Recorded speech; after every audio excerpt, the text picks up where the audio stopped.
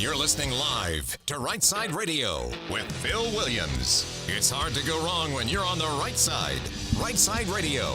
Solid, conservative, and just plain right.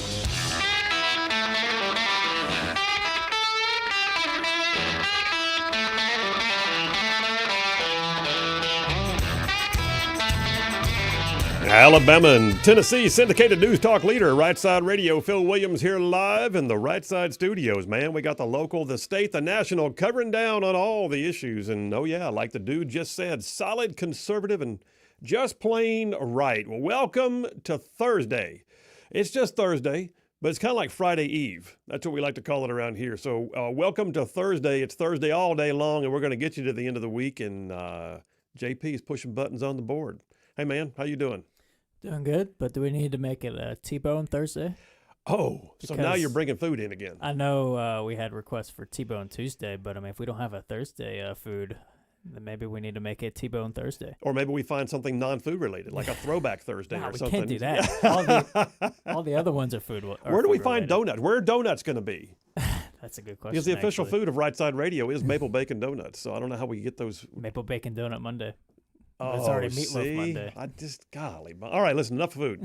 We got a great show laid on for you today. It's Thursday, so you know what that means at 3:30. Butters and Lee coming on. So Butters and Lee in here, we kind of run the gamut of questions. What could be asked and what could they ask of me? We'll find out. We'll see how quickly we can respond to issues of the day with Butters and Lee at 3:30. And then at 4 p.m., former U.S. Attorney Jay Town is going to be with us to talk about the brand new DOJ. Pam Bondi's the new Attorney General, and things are already different. And him having been a former U.S. attorney under the previous Trump administration, I want to get his thoughts on where we go, what he's seeing, what he thinks is going to happen next. So yes, all of the above. Jay Town calling in at 4 o'clock today. And then I got a triple dipper, just filled up with stuff. So hit it, man. The Triple Dipper. 3 stories you've got to know. That's right, the Triple Dipper, 3 stories, 3 themes, if you will, that you got to know as we run today's show. First out the gate, scunion. Oh, I'll tell you more about scunion in a minute, but scunion's a word. It's a word you need to know. I love the word scunion. It means you're bringing the heat. It means you're laying down some force on people that need it. So yeah, number 1 on the Triple Dipper is talking about all the things that are happening in the Trump administration's first 3 weeks. And I'm just calling it scunion because they're bringing the heat daily. Number 2, the big grift.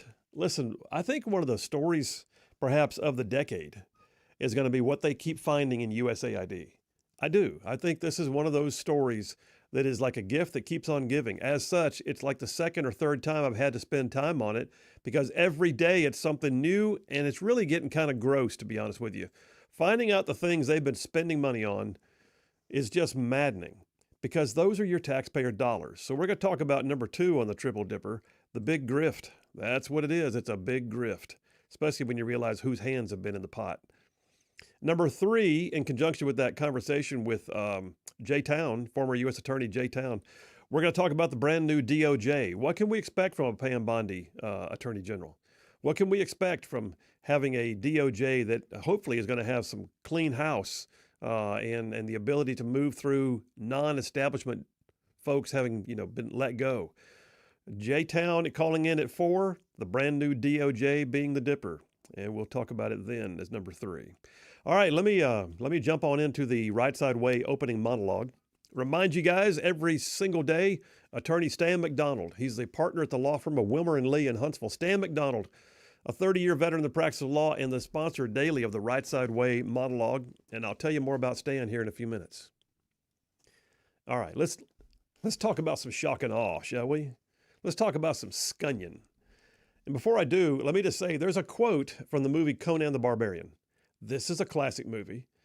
Conan the Barbarian. Arnold Schwarzenegger, he played the mighty Conan, who was asked, what is best in life? You may remember this series. Conan, what is best in life? His answer was this. He said, to crush your enemies, to see them driven before you, to hear the lamentations of the women.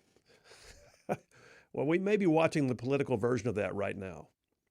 If you're not watching the news nonstop, you're going to miss something. I mean, really. Events are happening at a rate that is almost unparalleled in modern history, especially at the rate of government. It used to be that was an old saying. How fast did it move? How about the rate of government?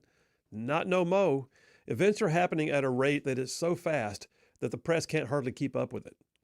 Yesterday, White House Press Secretary Caroline Leavitt, she had one of those mic drop moments when she listed off a series of events that had transpired in her daily presser, and she ended it all by saying, "This president will continue to put Americans first, and I think the successes of this week so far speak to that, and it's only Wednesday." And then she smiled and walked away. Holy cow. But it's true. We're witnessing the political version of shock and awe. I mean, POTUS is bringing the scunion, like daily. And once I thought of it that way, I realized that those two terms are perfect to describe what Trump's team's efforts are right now. We're watching a political shock and awe campaign. We're watching a whole load of scunion being delivered. In legal terms, it would be a landmark ruling. In sports terms, it would be like a blowout victory. In Wall Street terms, everything would be up. In politics, it'd be a definitive win without a runoff. But in the slang of soldiers on the battlefield, oh yeah, Trump launched a shock and awe campaign and brought the scunion. I love those words. And I'm not sure why, I just do. They sort of encapsulate the sense that something came down hard and strong and decisive. And by the way, shock and awe is actually a real thing. In the military, it's officially known as the doctrine of rapid dominance.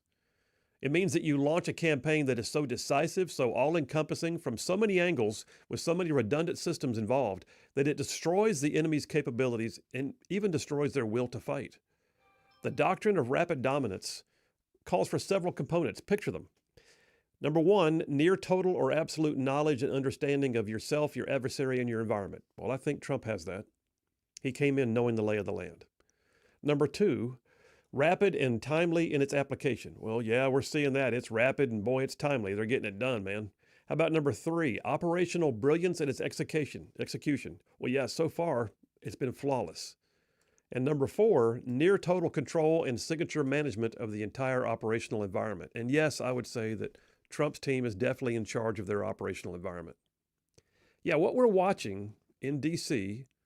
looks an awful lot like a well-orchestrated military campaign of rapid dominance. Shock and awe. A whole load of scunion. I was in Baghdad at the early part of the war, right? You may recall the invasion of Iraq was actually known as a shock and awe campaign. Like I said, shock and awe, it refers to that military strategy designed and implemented to quickly overwhelm the enemy by massive and overwhelming displays of force. Mixed in, by the way, with surprise attacks. All designed to paralyze the opposition's will to fight. Shock and awe tactics are used to actually achieve quick success on the battlefield. Essentially, it's about striking with such force and such spectacle, really, that it psychologically breaks the enemy's ability to resist. It's about more than just physically defeating them. It's about crushing their very souls. And in Baghdad, I saw it. I saw the ruins of the Ba'ath Party headquarters. I heard firsthand from people who were on the ground and watched as the Tomahawk cruise missiles and precision-guided munitions and the 3rd Infantry Division's Thunder Run into Baghdad all took place. I once sat on my fob in central Baghdad back during the first Shia uprising in early 2004, and I watched a Spectre gunship rain down fire and brimstone on the north side of an area called Sadr City. It was nighttime. We could hear Spectre overhead, but we couldn't see him without night vision. So we literally sat there with night vision goggles in lawn chairs on our fob and watched as heat rained down in the form of 25 millimeter Gatling guns, 40 millimeter Bofors cannons, and 105 millimeter howitzers, just bringing overwhelming precision scunion from way up high in the nosebleed section. Now, I don't know what they were targeting, but whatever it was, it didn't stand a chance. And it was apparent that Spectre was up there bringing the scunion exactly as it should, in a way that describes shock and awe. It was strong, decisive, and final without any equivocation. Yeah, and that scunion thing, I love that word. Rumor has it that scunion was a word that came into the military lexicon back in Vietnam. It meant that you were laying down the heat on the enemy. No letting up until the decisive win was in the bag. Scunion is like bringing distress and destruction in rapid, visible fashion, overlapping fields of fire, rounds on target, lots of rounds on target. What happened out there? Well, the boys brought the scunion. That's what happened out there. Shock and awe and scunion. That's what we're watching right now in D.C. as Trump makes his thunder run through the heart of the establishment's deep state. But let's also talk about what it's not. Because shock and awe and scunion, they are not mass casualty events. This is not a carpet bombing campaign. He's not leveling buildings and salting the earth. This is precision. This is on target.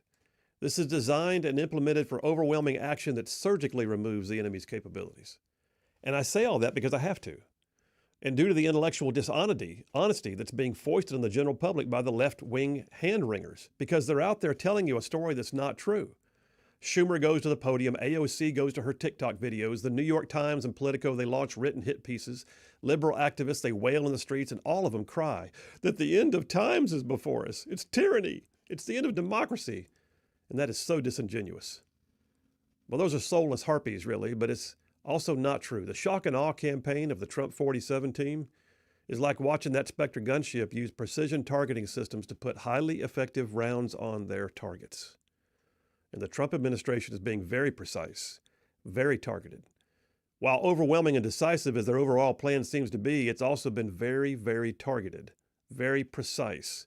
He has a plan, he has targets, he's minimizing collateral damage, but he's taken out the enemy with overwhelming precision. And they don't know what hit them.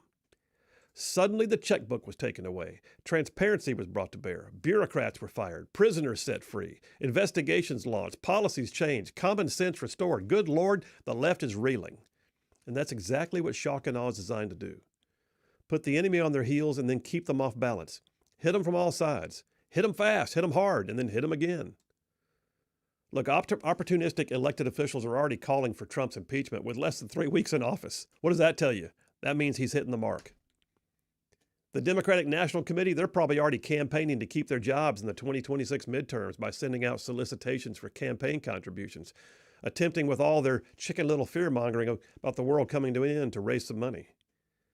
Threats from across the spectrum of liberal media and all that, well, I tell you what, Scunion draws them out, doesn't it? We find out the liberal media, though, was sucking down millions of taxpayer dollars from USAID, which is also sick, by the way, and represents the lowest form of hubris. The stoking of divisions in our already fractured society was being paid for by bureaucrats in the deep state. Elected officials, yeah, they're throwing tantrums like spoiled children who didn't get the right color balloon. But in the end, what we're really seeing, this huge event, this huge week we've had, a week that cemented the ability of the people to actually be heard by their government, it's just a shock and awe campaign with laser-guided munitions that, oh, by the way, is coming in hard and fast like a whole batch load of scunion.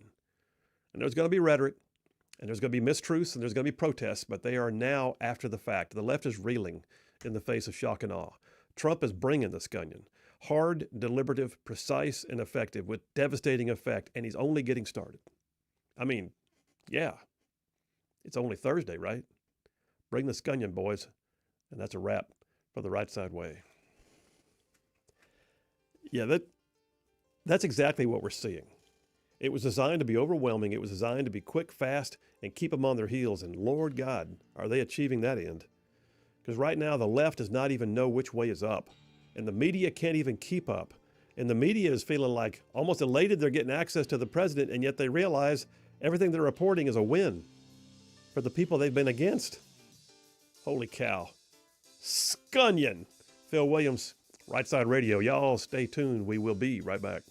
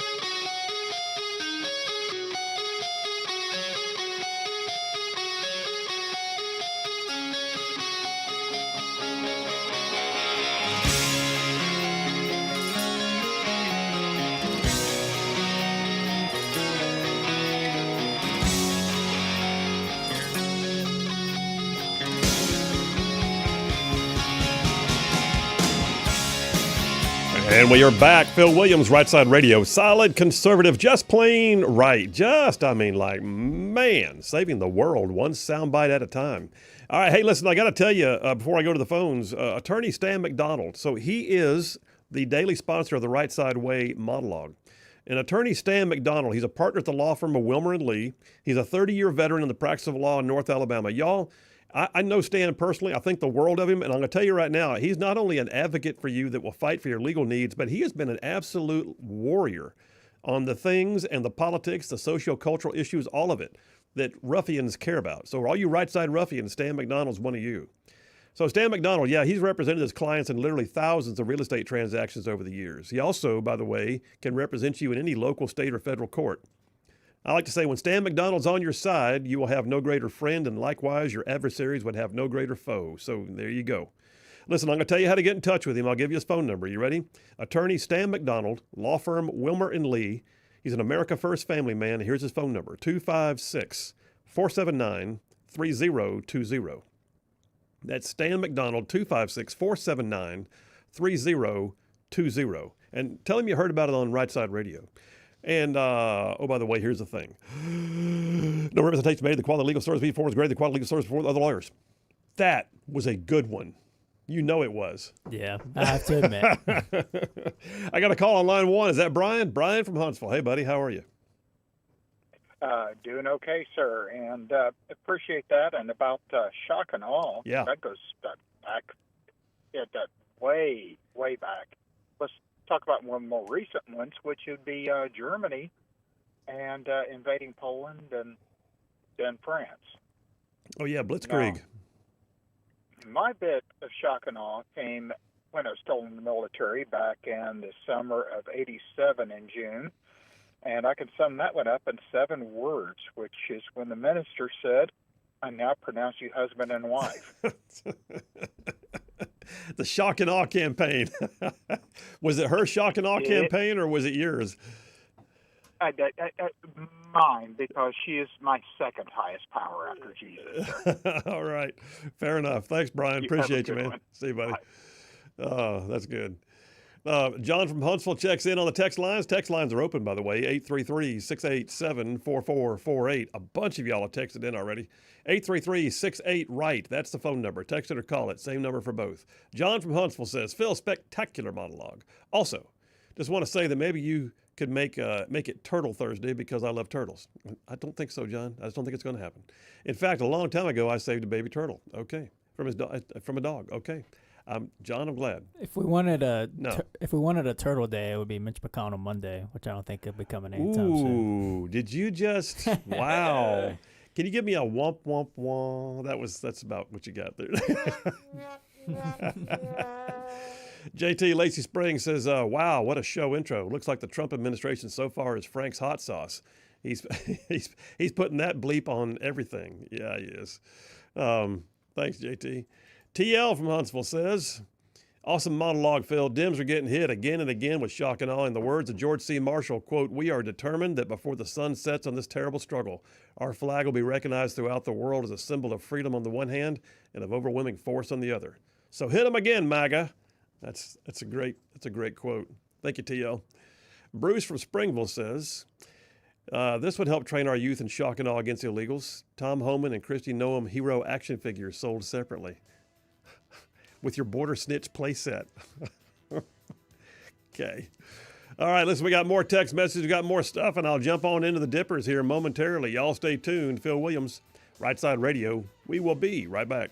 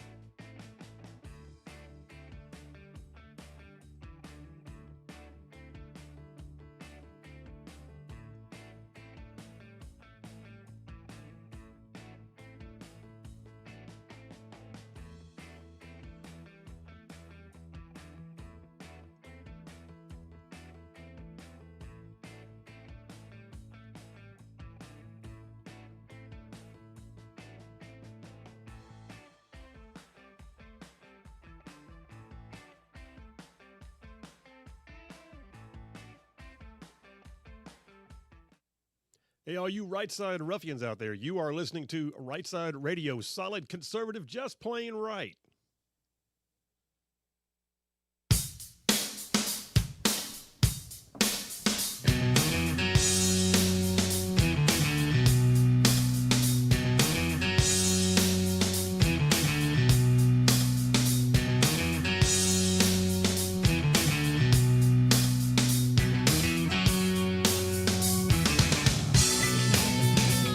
And we are back. Phil Williams, Right Side Radio. Solid, conservative, and just plain right. Just covering down on some major ground across the southeast U.S. of A. I'm talking about y'all from Huntsville back to Chattanooga. I'm talking about Tuscaloosa over to Gadsden. Y'all, I'm talking about that prettiest little town on the plains down yonder in Auburn. I'm talking about even big old patches of Georgia and Mississippi all thrown in just for good measure. All right, I'm going to the phones here momentarily. Let me get a few text messages trying to stay current, which is going to be hard because y'all are, like I said, some texting machines today. Mark from Red Bay says Trump's done more in 3 weeks than Biden's done his entire political career. Whew. Ross from Huntsville says, hey, Phil, what's up with the so-called conservative legislature in Alabama spending more than $2 million on EV charging? I have no idea what you're talking about. How come people that can get afford $50,000 cars can't get free courtesy? I don't know. I will tell you this, though, Ross. I'm going to bet it's because federal money came in and they were told, here's your money, but you have to spend it on this. So I don't have the answer for you. If you got a link to a specific article you want me to look at, I'll be glad to look at it. John M. from Huntsville says, I love turtles, too, in gumbo. Oh, my goodness. By the way, the lovely Charlene texted in and she loved your McConnell joke. She thought it was good. That's good. I'm glad somebody out there found it funny. Let me go to the phones. Wolverine Dan's on line 1. Hey, buddy, how are you? Oh, very well. All right, so answer me this question. Come on. USAID. Yeah. The things I've been hearing, are they true? They are true. Okay, so you tell me this. This is what really gets me mad. There's probably, besides that organization, there's probably some other kind of slush fund they got. We haven't got to it yet to figure it out, right? Oh, I feel certain when you look at the fact that they passed like the National Defense Authorization Act and it's 1,500 pages long. There's going to be something on page 732 that, bottom of the line. There's no telling what's buried. Here's the deal. So they found all this stuff, and you say it's true. And I trust your judgment, your word, sir, because you're not only a Christian, but you served our country quite well. And I kind of, you're just like I am, except the only difference is that you served, and I unfortunately did not. But let me say this. So these politicians stand up there screaming and yelling, saying that this stuff is not true. They are purging and lying in front of not a court, but they're in front of the American people. Phil, how can they do that? Phil, I can't do that, Phil. I'm not that guy. I'm honest. I can't lie like that. Phil, they need to be all the ones that do it. They need to be sent home and say, you're done. I don't disagree with that at all. I mean, I think some of them way overstayed their welcome, and that's on both sides of the aisle. There's some folks that have allowed this to occur, and if you recall, one of the things that Secretary of State Rubio said the other day was the most frustrating thing he had with USAID was that when he was in the Senate, they would ask for reports, they would ask for line item expenditures, and they wouldn't give it. It's like they felt like they were impervious and they did not have to answer to anybody. Well, Phil, there's something wrong with that. Oh, yeah, if there the is. People, if they're watching, they need to watch, because I watch both sides, because I want to see what they say on the other side, see if there's any truth involved in it. But it sounds like, to me, it's not. But I'm trying to find the truth. I still believe in a human being on this earth can do some things that are honest and good. But right now, I'm kind of fighting that because from what I'm seeing, my mouth is dropping, my jaw's dropping because here I am. I got a piggy bank. I save my money. If I want something, I just can't go to my savings account. I try to make a little money on the side or do something so I could buy something. Okay, see what I'm saying? I'm being fiscal responsible, and they're peeing away our money, and that's not right. We could probably balance the budget if they quit spending for these lies that they say. Okay. Yep, I agree. But you know what, Bill? In my closing, I'll say this. It's not totally lost because my little granddaughter of 3 years old is coming over, and Papa Dan, that's me, Papa Dan's making a big pot of meatballs, sausage, marinara. I'm going to have a nice spaghetti dinner, and then I'm going to end it with a batch of peanut butter cookies I'm making right now. You go, Papa I Dan. can do that for my little granddaughter, Phil, and she makes my day. When she eats that, she smiles, she loves it. And that, they can never take it away. And if you do, try to take it away from my dead, cold hands. You enjoy your evening, my brother. See you, brother. See ya. That passion right there, listen, JP, that passion right there is exactly what is it's across the nation right now. And what we're getting transparency and you know, they talk about turn the lights on, makes the roaches run. That's where we are right now. I'm just wondering if he has another seat at the table for dinner. That sounds really good, actually. You all about some spaghetti and meatballs yeah. with peanut butter cookies, huh? Oh, yeah, that's right up my alley. All right, let's get his address. Let's go. Real quick, I'll get a few more text messages. Brian from Huntsville sent one. Oh, yeah. We're gonna name the Gaza Strip Bucky Strip.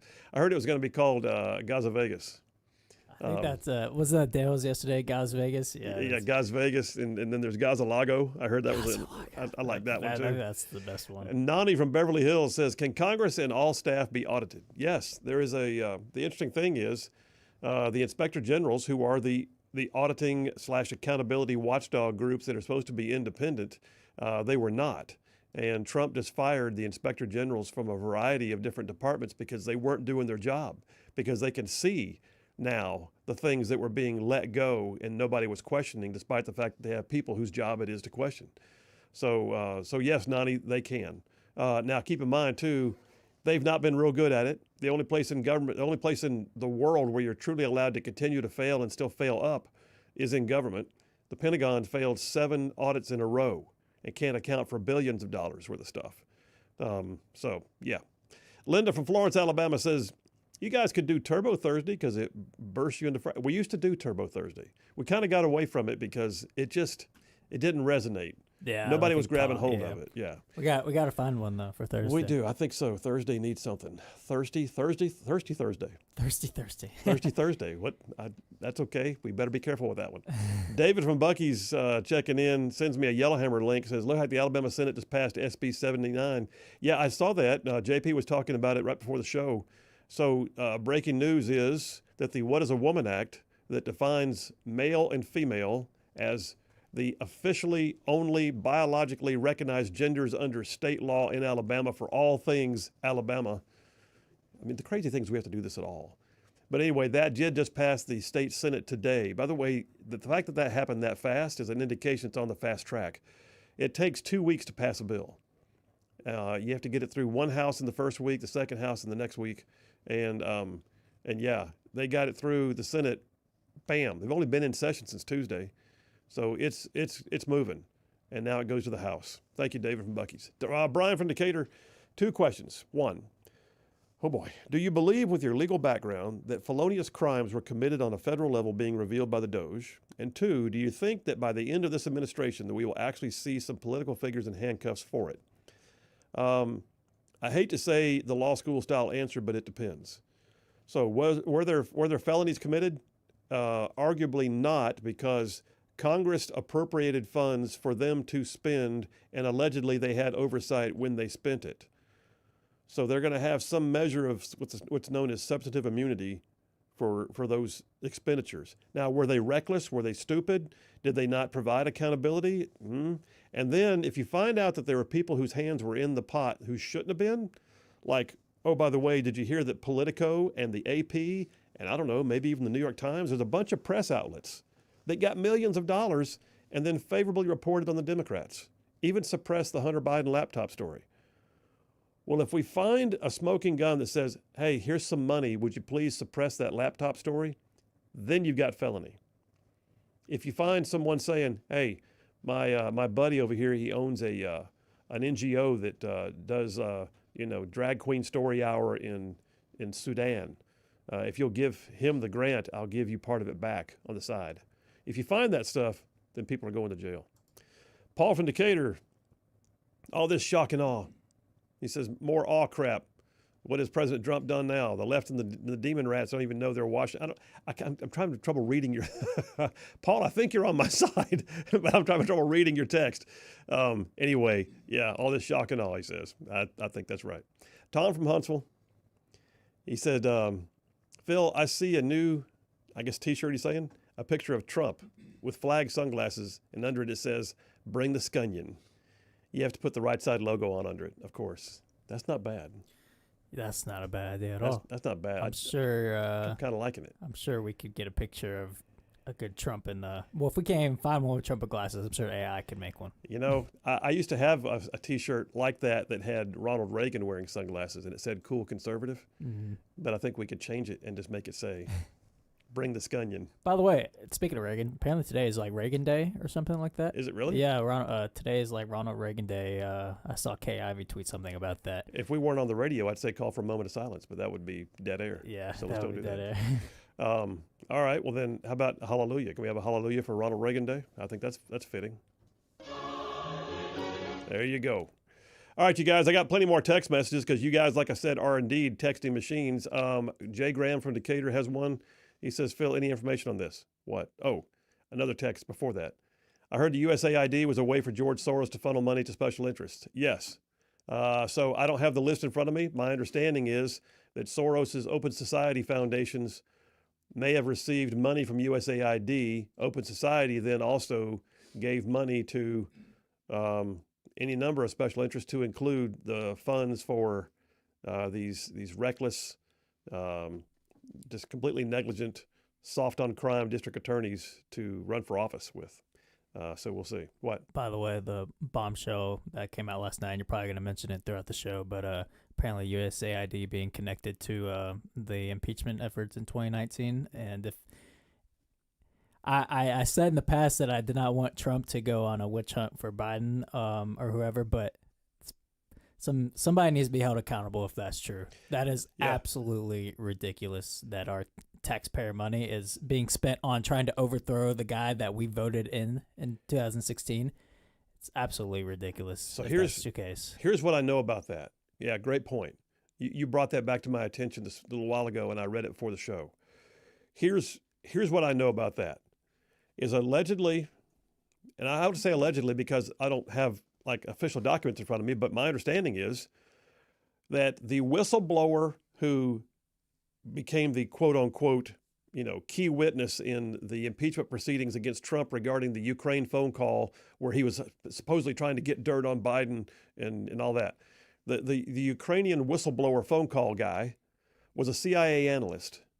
And that CIA analyst apparently based his understanding of the phone call on a sourced report from an organization that was funded by USAID. So there you go. You got the whistleblower against Trump sourcing his report from a company who got grants from USAID, which does sound an awful lot like, hey, we've got a thread here. We just tied the entire impeachment, the whole thing, the basis of the impeachment was on, back to USAID dollars. And that could result in handcuffs. And it should.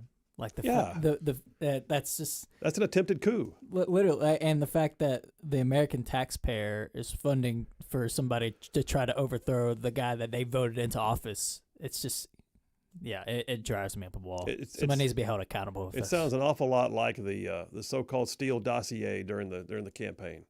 It's just more of the same crap. All right, take me to a break, man. We are chasing so many rabbits, but it's really all kind of the same stuff. I'm talking about the first one. I call the whole first dipper scunion. Man, we're bringing the scunion right now up in D.C. Let me just I'll run down a list of things that have happened just in the last 3 weeks, and it'll boggle your minds. Well, I know it's boggling theirs. Phil Williams, Rightside Radio. Y'all stay tuned. We will be right back.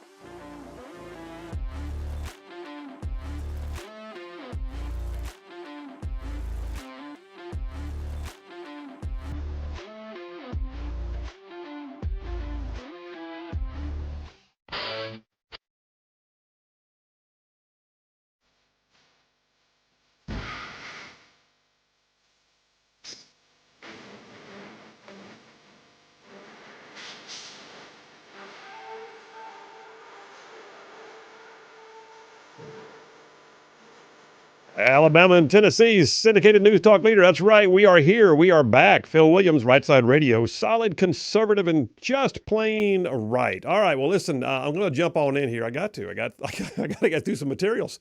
You guys, you know what's kind of fun, though? I'll be honest, JP.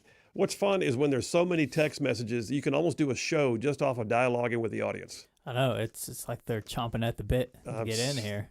Apparently, there's a little passion on this stuff. Yeah. Just a little. I mean, there's just so much going on. I feel like more's gone on this week than 4 years. I think all God's children feel like Wolverine Dan right now. Yeah, that's true. I got an article here from the Daily Fetched. Dateline yesterday. President Trump rides a wave of peak popularity amid rapid overhaul of government. So this one, I'm calling this whole dipper scunion, right? This is that word that I used in my monologue, that word that means bringing the heat, overwhelming firepower, making sure they feel the pain, getting it all done, getting it done quickly, shock and awe, scunion. So the story from Daily Fetch says, and this is interesting, Real Clear Politics, which is one of the more respected pollsters, that usually aggregates other polls. Real Clear Politics indicates that what we call his unfaves, his favorable/unfavorable reviews, 48.8% of voters have a favorable impression of Trump, which is very high, actually, especially only a few weeks in, surpassing the 47.9% who view him unfavorably, meaning he's got an above, his fave outweighs his unfave, if that makes sense. Why is that important? Because he's getting stuff done, because the heat of the election is still on him, because the dirt that was thrown at him during the election is still on him. And yet he's able to overcome all that almost immediately because people are going, wow, look what wow, did you see? Wow. And that's what's happening right now. The wow factor is taking over. A story here that I've got in my hand says Trump's aggressive implementation of the America First agenda in the 2 weeks since inauguration has left many observers in complete awe. There it is. Shock and awe, baby, what I tell you. We had everything. We've got tariff threats against Canada and Mexico. We got him cracking down on illegal border crossings. We got illicit drug trade being stymied. We got the fast-paced enactment of the MAGA agenda. And here's the thing. 39% of registered voters say they view Trump more favorably now due to his unprecedented actions. So in other words, even those who were somewhat lukewarm or against him before are for him now. I have no doubt that we are in somewhat of a honeymoon. The Democrats are struggling right now to find something that they can lay, claim to as that thing that they're going to launch on. But right now, the Democrats are giving him layups. I mean, literally giving him layups. Like this one. I mean, I pulled this off Fox News. Dateline yesterday. I know you saw it. Trump signed the executive order protecting women's sports. The Democrats handed that to him. It was an absolute layup. There is no way in the world that the Democrats can do anything but take the blame for Trump having the big win. This was as much them losing as it was him winning. You know what I'm saying?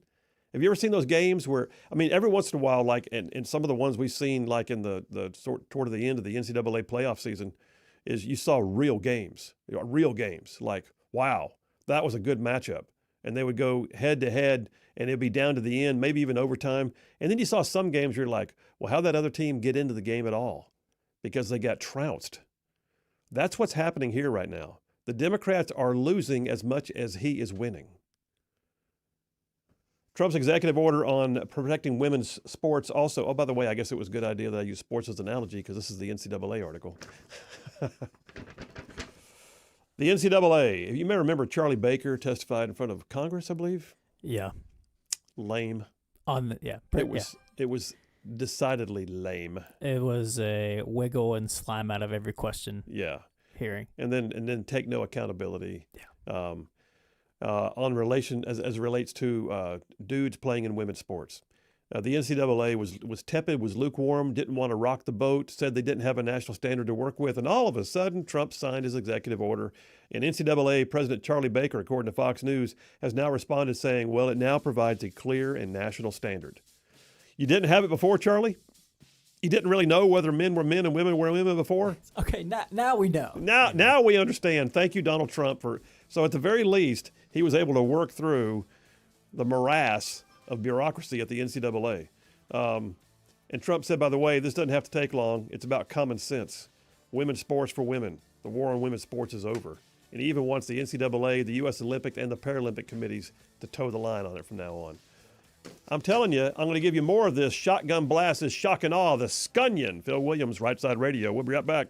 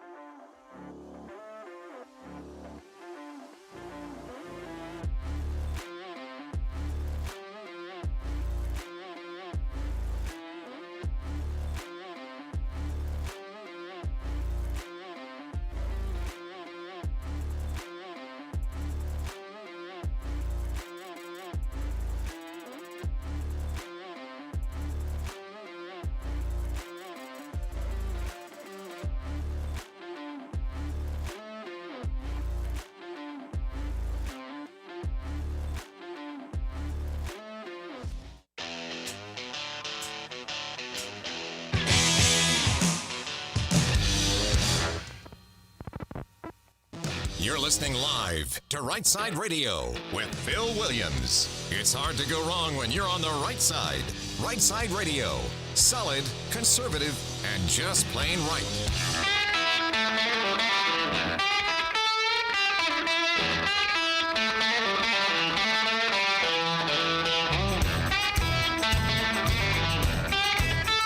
Alabama and Tennessee's syndicated news talk leader, Rightside Radio. Phil Williams here live in the Rightside studios. Man, we got the local, the state, the national, sometimes the international. No, yeah, like the dude just said, solid, conservative, and just plain right. Welcome to hour number 2 already. Where'd hour number 1 go? My gosh. Hour number 2 here on the Thursday that takes you to the Friday. I'm in dipper number 1. I'm calling it scunion. In case you're just checking in, scunion being that word that originated in the military slang parlance that basically means bringing the heat. And that's what's happening in D.C. It's a shock and awe campaign up yonder in D.C.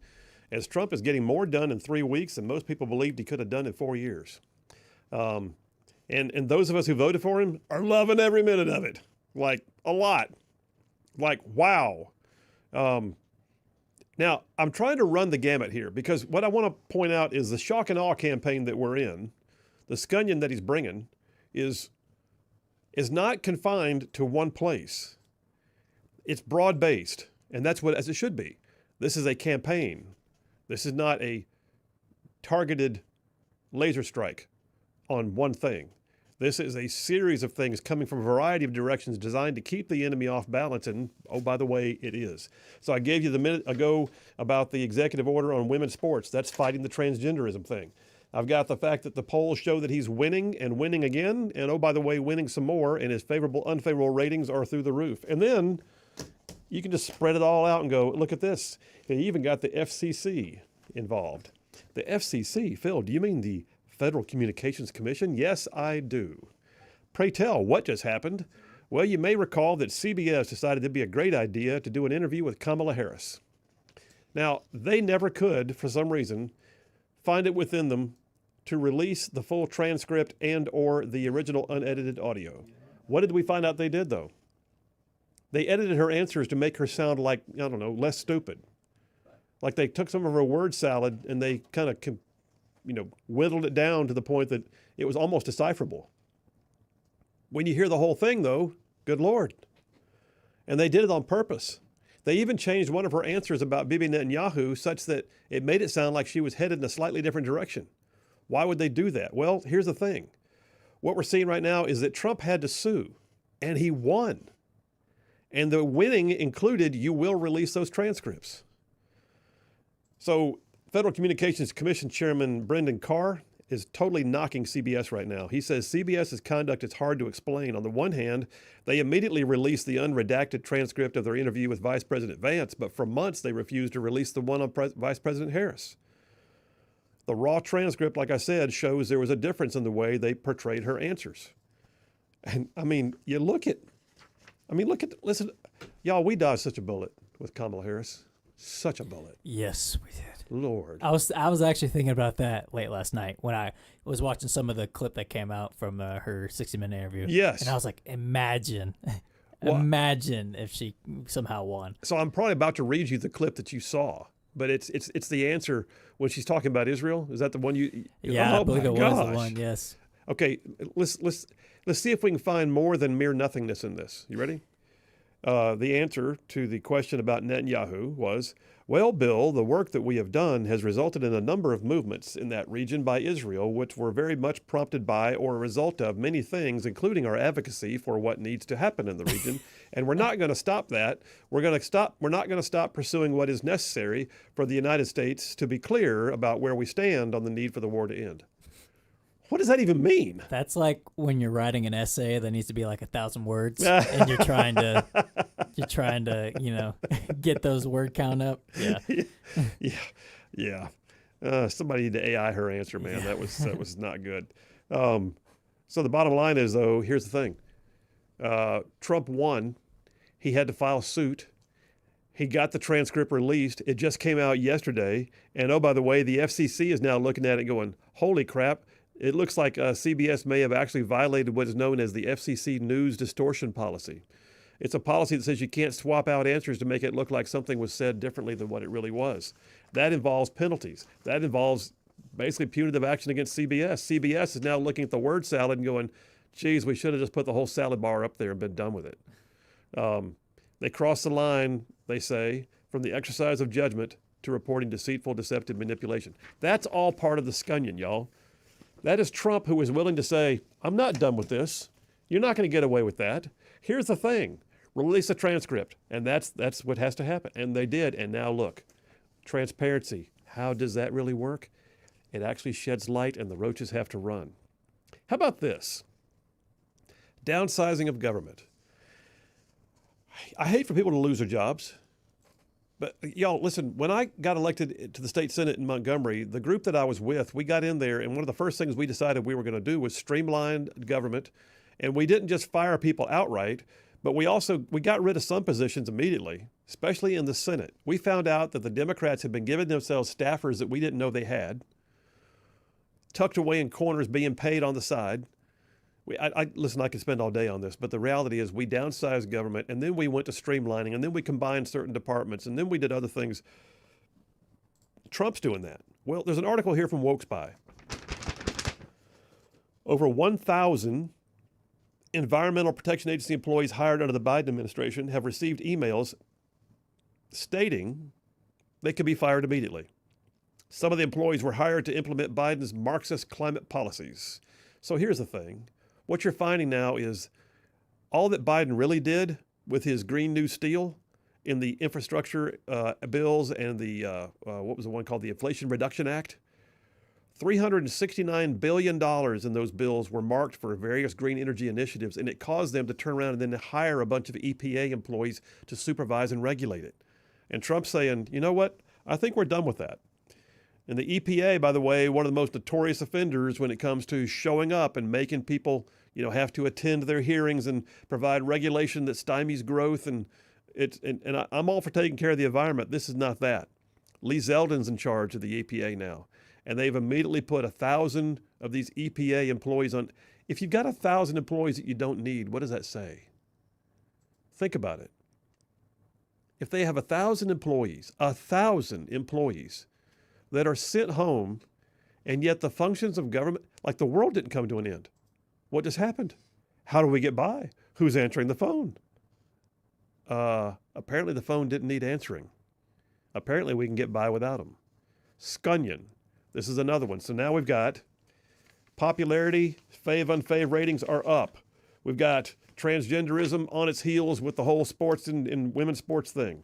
We got the Kamala Harris thing, that the press is being called to heel, and they're having to release the transcripts. We've got streamlining of government with employees, and now look at this. Let's take a look at our southern border. I got two stories, one from the Daily Wire, one from Fox. ICE is now targeting over 100 Venezuelan gang members in raids at Aurora, Colorado apartment complex. You remember that? The Aurora, Colorado apartment complex, Tren de Aragua gangs took over whole apartment complexes and began usurping the rent monies, terrorizing the inhabitants. People were trying to move out. They were getting accosted in the hallways. There was all kinds of things happening, and it was awful. And Tren de Aragua was just doing what it wanted to do, and no one was. And then the mayor and the governor of the state tried to downplay it like it wasn't really happening. But it was. And the one where Dana Bash said, well, it was only like 2 or 3 apartment complexes. Yeah, only 2 or 3 apartment complexes. Mm-hmm. If it's one apartment period, that's too many. But it's like multiple apartment complexes. Yeah, you're right. I hate it when they do that. Well, it's not that much of our budget. That's their last. What? That's their last Hail Mary. Yeah. They love that it's not that many. It's not as big as you think it is. Yeah. Does it exist at all? That's what I care about. Well, the same things that were being downplayed are now resulting in hundreds of them being arrested. Apparently they really were there. Apparently they really are, notorious and criminals and here illegally and all of it. And so, yeah, federal agents from DEA, ATF, FBI, Customs and Border, all went door to door speaking to residents and made major headlines when they began to arrest people and took out something well over 100 Tren de Aragua gang members from these apartment complexes. Locals wouldn't do it. Trump's getting it done. How about this? While I'm talking about things getting done, then there's international relations. Y'all, what I'm trying to do is give you the picture that this shock and awe, this is not solo, this is not singular, this is not just small unilateral actions. This is an all-encompassing campaign. They came in and they said, and ready, everybody, all set, go. And they came at it from all different angles. Foreign policy. You've heard about the tariffs. You've heard about how Mexico and Canada immediately said, we're good. We'll do what we can do. And all of a sudden, they changed their behaviors. Story here from Fox.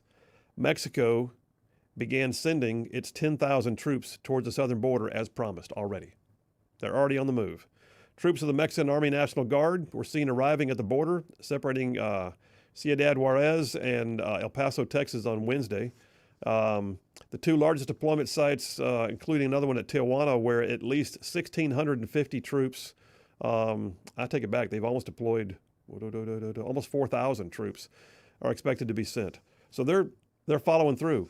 Was that happening when Biden was in office? Did that ever happen? I don't recall it. I'm thinking, Nope. I'm thinking that happened in the first 3 weeks of Trump's administration. And then the last one that okay, so far we got socio-cultural issues. We've got international relations. We've got, crime in the streets. We've got downsizing of government. We've got all kinds of stuff. And then there's this, right here at home. Didn't you get sick of things in the last couple of years, watching liberal progressives, to include sometimes their professors and administrators at colleges, that went totally anti-Semitic and it was okay? Like, just, hey, it's okay that we're anti-Semitic now. Let's go ahead and openly and blatantly call for the downfall of Israel and from the river to the sea. And oh, by the way, let's terrorize Jewish students here at our university. And nobody said a boo about it until Trump got elected. The Trump administration's multi-agency plan to root out anti-Semitism across U.S. college campuses received praise from students and professors as fear persists among the Jewish community. Schools like UC Berkeley, Portland, Harvard, Jewish students are being locked out of their libraries, harassed by other students, said one other student. That's not how I want my college experience to go. And, oh, by the way, that's not how it's going to go. The crackdown has begun, and Trump is even floating the idea that if you're a foreign student here protesting in anti-Semitic fashion on college campuses, you can lose your student sent packing, and you can go back and try to get your degree from the University of Habib somewhere. All right. Wow, I'm worn out, man. That's shock and awe, wear you down. At the same time, it kind of fires me up. Yeah. I'm pretty energized. I was watching Gutfeld last night on Fox. I don't know who the guy was, but he said it's like every day is Christmas continued. It's like he looked under and he's like, the Gulf of America. It's like, look back, there's another one. Gaza, the Gaza Strip. It's like every day it's opening a new present. That's literally what it feels like. It's stuff you didn't even. We got everything we voted for and then some. And then a lot of some. It's a lot. Nice. Yeah, that's good. All right, listen, we're going to take a break. We'll come right back. I'll catch up on text messages with you guys because y'all, like I say, you're texting machines. I love this audience. All right, Phil Williams, Rightside Radio. Y'all stay tuned. We will be right back.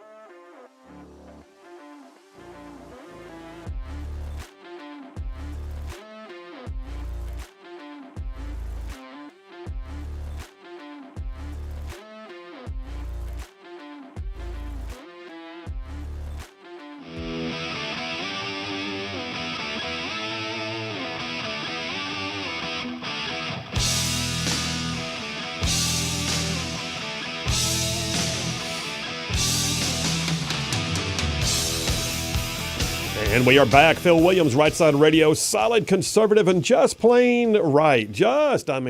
Man, pulling pins on truth grenades. That's what we're doing. Hey, so I got a bunch of text messages and comments on Twitter and some on YouTube. They're all over the place. You guys are amazing. So Colonel Brian from Marshall County texted in. He said, yeah, with all the stuff about Doge, they need to understand, the Democrats are complaining. He said they need to understand that you can request most of that information through a FOIA request already anyway. It's public data. He said Dems can lose their mind over access to data if they want to. Public records are accessible via FOIA. He's got a great point. They're trying to claim that he's stealing your Social Security numbers. And the Secretary of the Treasury came out today and said, no, that is not accurate. What you got on, you said you had some comments over there too in yours? Yeah, Charles Kiplinger commented on the Twitter live stream. He said, Phil, I don't know who picks your music, but give them a raise. And then the next comment says, the Dems are against the ropes and running scared. Love it. Yeah, no, that's perfect. Speaking of which, Mike from Coxie, Alabama says, shock and awe is an accurate description of the Democrats and their media surrogates. They expected Trump to do things similar to his first term, which tells me they never understood him nor the people who support him. Yeah, no doubt. Robert from Harvest says, Trump banning men. Oh, now my texter wants to buffer up. Dadgummit. How about you read something? Well, what was the one you were trying to... Robert from Harvest, Alabama, towards the top of the list there. Robert from Harvest says, Trump banning men from women's sports. This may be a checkmate move. President Trump banned men from women's sports, yet the left is now claiming this is a move against transgenders. Wait a minute. The left persistently claims trans women are real women. Are they now saying they're actually men? You know, if you try to wrap your brain around the pretzel, that is what they call logic on the left. Yeah. You just wind up doing mental machinations. Mental yoga is what it is. Mental yoga. Mental yoga. All right, keep going, man, because I'm still buffering over here on this one. So Flip from Priceville asked the question. He said, how many executive orders has Trump signed so far? I keep seeing different numbers. I actually looked it up. So as of the time of this show, which I don't know, he may be signing some right now, but it's 54, which is the most any president has signed in the first 100 days in more than 40 years. Wow. So yeah, but I saw somebody tweeted earlier he's going to sign even more later today, so that number's bound to go up. But yeah, 54. And I have yet to hear any of them that I disagree with too, which is awesome. By the way, I just find this funny. I'm looking at a list of every president and how many executive orders they signed. If you just go back to the beginning, it's George Washington 8, John Adams 1, Thomas Jefferson 4. 1, 1, 3. Like it was not something they did a lot back in the day, but I think Trump's seen this as a very effective tool. So I mean, use it as much as you want. Go ahead. Yeah, and by the way, how many of them were required to undo what Biden had done? Yes, that's the part. Like the beginning is just undoing the mess Biden did at first, until we can get to more new stuff. No kidding. Let's see if my text is going to work now. Yeah, it's back up. Mike from Florence, Alabama says, I found the motherlode of Trump derangement syndrome on Progress Sirius 127. Oh, no, you didn't go there, did you? Okay, you might need to wash out your ears. He said, the conspiracy theories. Trump and a third term or stopping the next election. Musk plan to control the Bitcoin market, comparing turning in illegal immigrants to deporting the Jews in Nazi Germany. Red states that are trying to go all white, and on and on and on. Trump's plan to MAGA is working, and the left is feeling the heat from it. Yeah, and they are falling apart. Absolutely. They're losing their minds. Hey, by the way, have you got that winning sound effect? This is worth it. This is real. This is Trump in a speech not so long ago. Play it. We're going to win so much, you may even get tired of winning. And you'll say, please, please, it's too much winning. We can't take it anymore. Mr. President, it's too much. And I'll say, no, it isn't. We have to keep winning. We have to win more. We're going to win more. That's it, man. That's it. Phil Williams, Rightside Radio. Y'all stay tuned. Butters and Lee up next.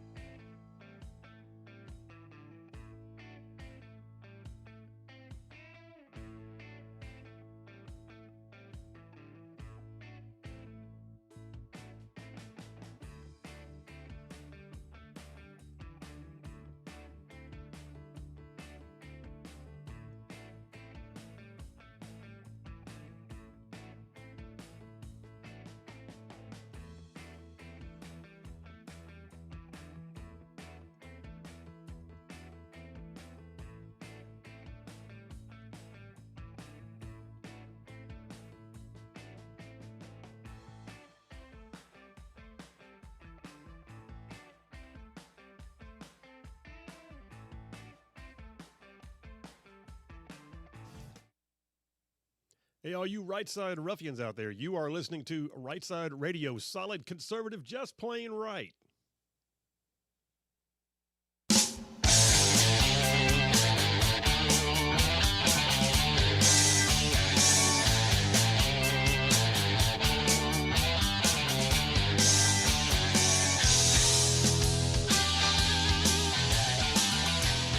And we are back. Phil Williams, Right Side Radio, solid conservative, just plain right. Just covering down on some major ground across the southeast U.S. of A. Y'all, I'm talking about from Huntsville back over to Chattanooga. I'm talking about from Tuscaloosa back over to Gadsden. I'm talking about down yonder in that prettiest little town on the plains called Auburn. And y'all, I even mean big old patches of Georgia and Mississippi thrown in just for good measure. All right, listen, we got that time of the week right now. It's Thursday when we go to two other people who are oftentimes doing things that benefit the overall right side experience. And so we bring them in, and we like to do a round of, we call it Butters and Lees. So let me call the roll first before I hit the sound effect. So, Butterman, are you there? I am present. You are indeed, sounding smooth and sexy. All right, so Butters is on the line. And then calling in from the Huntsville, Lee from Huntsville, are you there?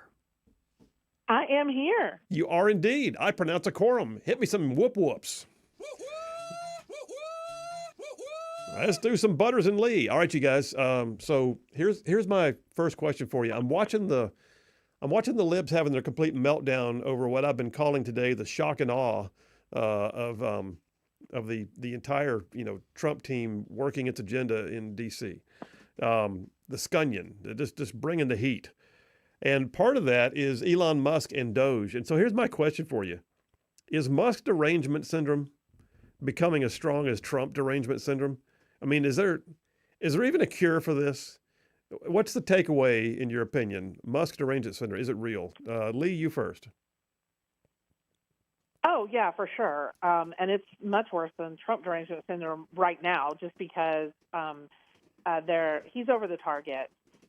He's come in and he's going to stop the outflow of cash that they use daily, weekly, monthly, yearly to essentially centralize their power and help promote whatever pet projects they have. And their cash, stipend is being turned off. And it's causing them to literally lose their mind. I wouldn't be surprised if they start falling on the floor, going into some sort of fit, foaming at the mouth. I mean, they're about there. They are. And it's because their money is being messed with. And this is something that now, it's not just a Democrat-Republican thing. They both use it.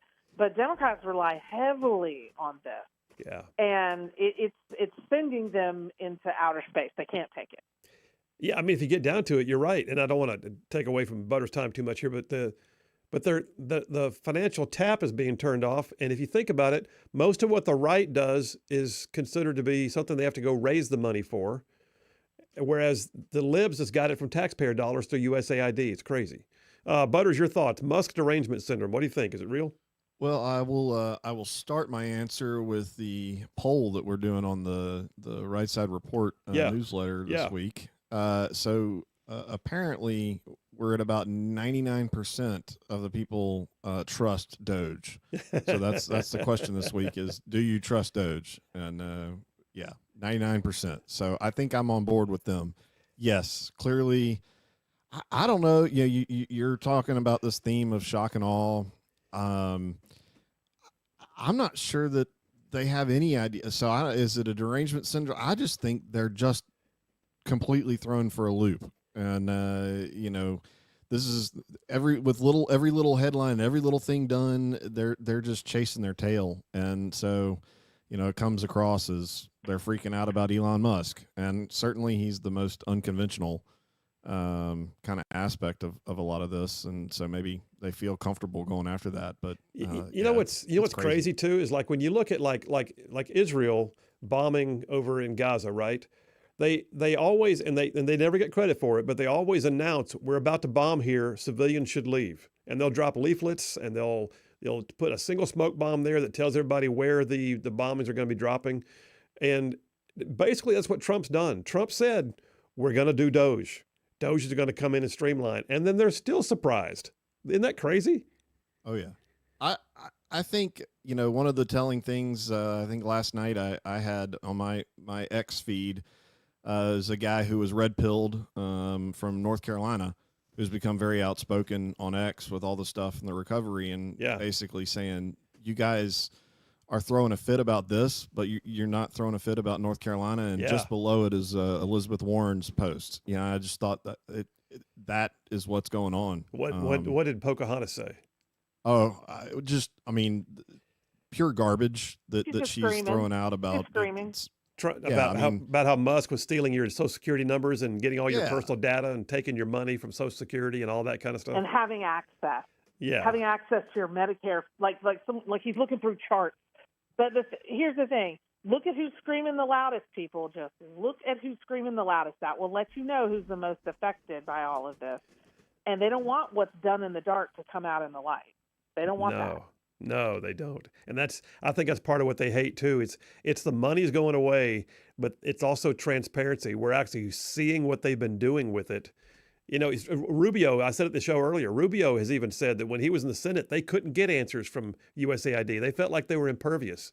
And now all of a sudden, Musk is helping fire people, cancel contracts, and, oh, by the way, digging up some transparency issues that they did not want to deal with. All right. Good stuff, man. All right, let me jump into the next question before we run out of time. We got about 5 minutes for the break. So let's run down this a little bit. State legislatures. It's easy to focus on D.C. all the time, but state is super important. It impacts us in a huge way out of our state capital. And right now, state legislatures everywhere, and in this listening audience, it's true. It's both, all of our states, Tennessee, Alabama especially, their legislature is in session. So today, which you look at it and go, why do we have to do this?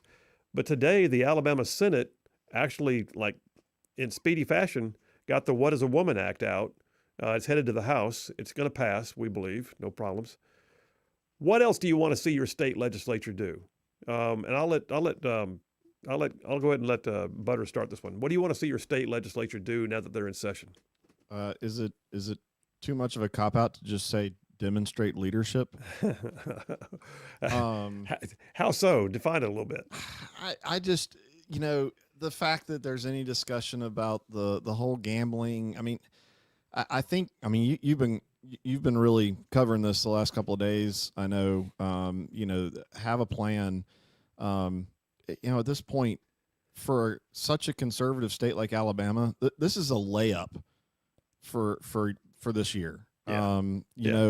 So I guess to me, quit squabbling over stupid stuff. There's plenty of important, but what are we doing to attract more business? What type of policies? What are we looking at to bring money into Alabama and jobs, and pile on to the wave that's going to come as Donald Trump gets in there and rolls out all of the things that he's doing.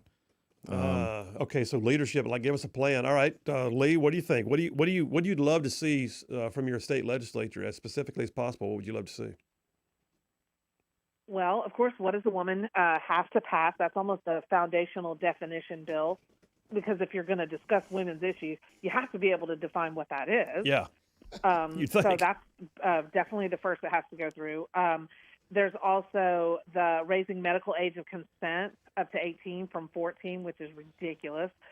They use that in order to, that kind of goes hand in hand with getting kids, medical intervention without the parents' knowledge. Right. Prohibiting gender ideology in K through 12. That's going to be a bill filed. Like to see that. That in all schools. We were behind one about prohibitive distribution of sexual or inappropriate material to minors, like why we have to have that in a bill, but we do. Yeah. Also, protecting female spaces, locker rooms, bathrooms, etc. I really want them to, although Trump has kind of put out an edict, I really want them to define it for Alabama and have it just, codified into Alabama law. I mean, that's pretty much everything, because we're kind of already on the road here. Oh, also sex ed. They're going to revamp sex ed for the state, or try to kind of put some lanes, if you will. about, teaching more risk avoidance than, comprehensive, and certainly no use of any Planned Parenthood material. Well, that's a great rundown. Okay, so I'm listening to y'all both, and Butters, you went for the give us some leadership, give us a plan, help us as a red state to actually act like a leader state and not just be the follower state. I hear that, perfect. And then Lee, you went down a sociocultural.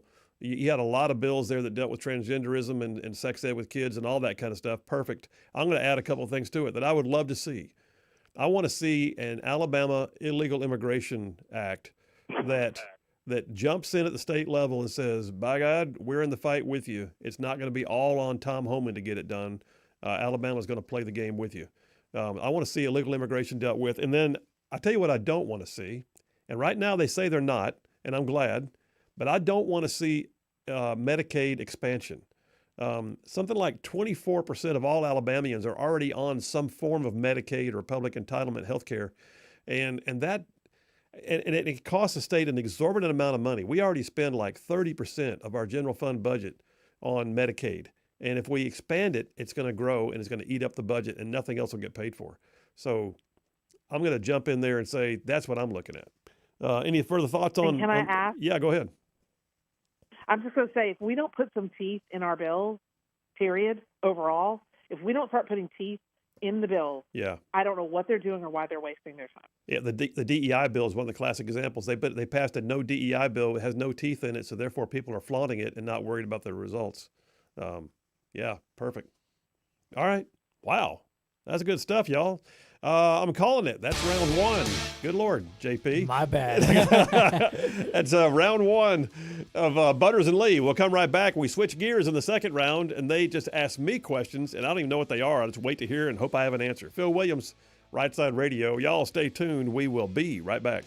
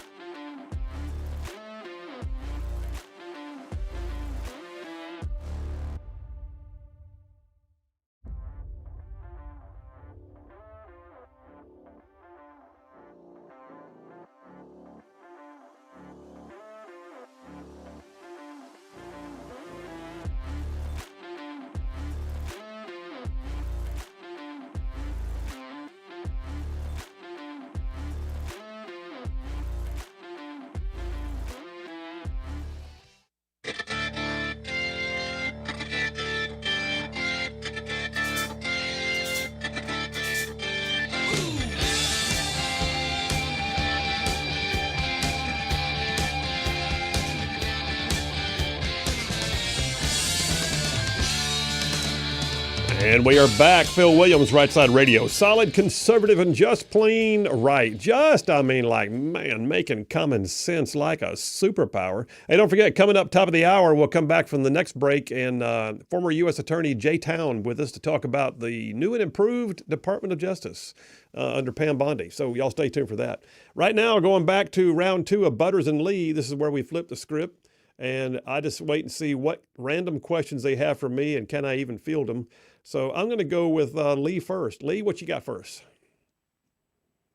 Okay, so Trump's recently, he's signed so much stuff in a flurry, but especially things having to do with DEI and legality. There's things that conflict with our local and state education boards, or at least what they have right now, right, with local systems and the State Board of Education. And I do know Emily Jones has sent that out to the board and to the so far the ones that she's found, that they are not in compliance with the newest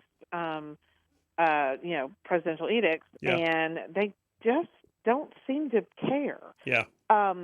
It's like we're in a when they force us to do it, we'll do it instead of being proactive. My question for you is, why is it seems like Alabama's always on the defensive and never on the offense?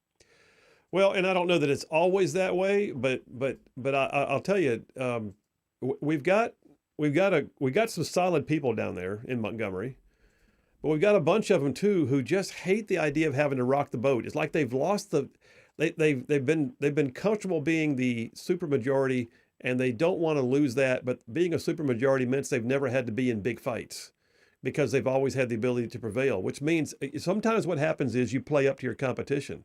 If the Democrats had more going on, Republicans would have to own their game a little more.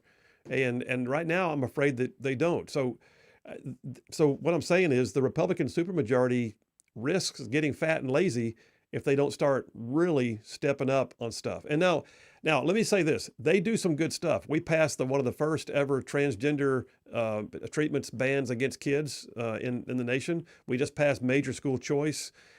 But they also take forever with it. Like, why didn't we pass the What is a Woman Act last year? That's kind of a layup bill. Or the year before. Or the year before. The porn filter to help kids, to keep kids from seeing porn all the time. Why didn't they pass it? It's easy. So the question you bring is really, I think, kind of rooted in the fact that we've got a supermajority that's a little bit comfortable with being a supermajority, and they'll do what they have to do when they have to do it, but they're not out there like leading the charge on stuff very often, and that bothers me. Did that answer your question? It does. I just wish we had a leader. Love Kay Ivey, saw her on the State of the State, but she's not a leader like, say like a DeSantis in Florida or whatever. Who's really driving the agenda. Yeah, and I completely agree. All right, let me flip it over here to Butters. Butterman, what you got for me? Well, so more transgender stuff. Okay. Which I'm sitting here pondering, why on earth, how did we get to the point that this is such a big topic of discussion, what a woman and a man is? But anywho, I digress. So former athletes suing the University of Pennsylvania, the Ivy League Council of Presidents. I don't know if you've heard about or read about this. There's a few other things going on, but this whole deal, that they're suing from, based on having their teammates of Leah Thomas and all that garbage. My question is, what are your, what's the desired outcome of a lawsuit like this, and bringing it up now and going after it, monetary damages or policies, getting people fired? What are your thoughts on this? Yeah. So what's their aim, or what do I think the potential aims are? What are you asking? What would be their aim? Yeah. You think? Okay. I think it's all the above. And I say that, I think, first of all, they're going to be looking for injunctive relief, meaning stop that behavior and put it on hold while we fight this case through on its merits. So I think they're looking for injunctive relief. I think they're also looking for a restoration of the norm and a declaration of rights, which means, hey, we need a court to say, under the law, that the rights of the parties are this, this, and this. And then on top of that, there could be a potential for monetary damages because there are girls in there who lost opportunities because of this transgenderism in sports. There are high school students have lost scholarship opportunities because they came in second or third at the state meet to a transgender. And then you've got out in California, San Jose State. San Jose State had a trans guy on their team, the girls volleyball team, and the girls volleyball team members themselves sued their own school to try and get it to stop because they're tired of having him in the locker room, and they've got other teams that are forfeiting games against them, which means they're losing their potential for playing up to the Olympics or whatever else. So yeah, I think it could be all the above, bud. I mean, I think they could really look at stopping the behavior, demanding there be change, potentially seeing people lose their jobs because they let it happen, and then maybe even the potential for monetary damages. I don't know yet. It depends on how they style the suit. Great question though, and I love the fact that they're fighting back. How about that? That to me is huge. Yeah, it definitely. They fired that coach though. Which one? The one up in like Penn? It was Lisa. They declined to extend the coach extend her contract, so she is getting de facto punished. The one that was fighting on behalf of the girls. Yeah. The assistant coach at San Jose. Yeah, they're not going to extend her contract. No, that figures. Hey, listen, guys, the music is about to kick off, so thank you very much, Butters and Lee. Appreciate both of you. As always, great segment. Those are good questions. That was real good questions. All right, we'll have you guys back on next week. In the meantime, just know this: we're switching gears. Coming up next, former U.S. Attorney Jay Town calling in, talking about the new and improved DOJ under Pam Bondi. Get his thoughts on where it's headed, what it's going to do. Is it going to be different? I suspect it will. Phil Williams, Rightside Radio. Y'all stay tuned. We'll be right back.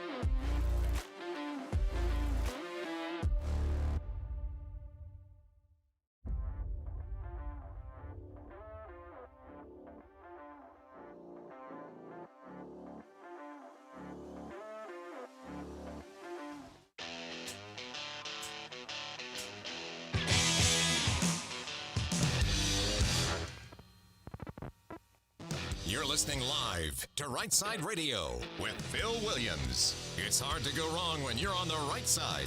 Rightside Radio. Solid, conservative, and just plain right.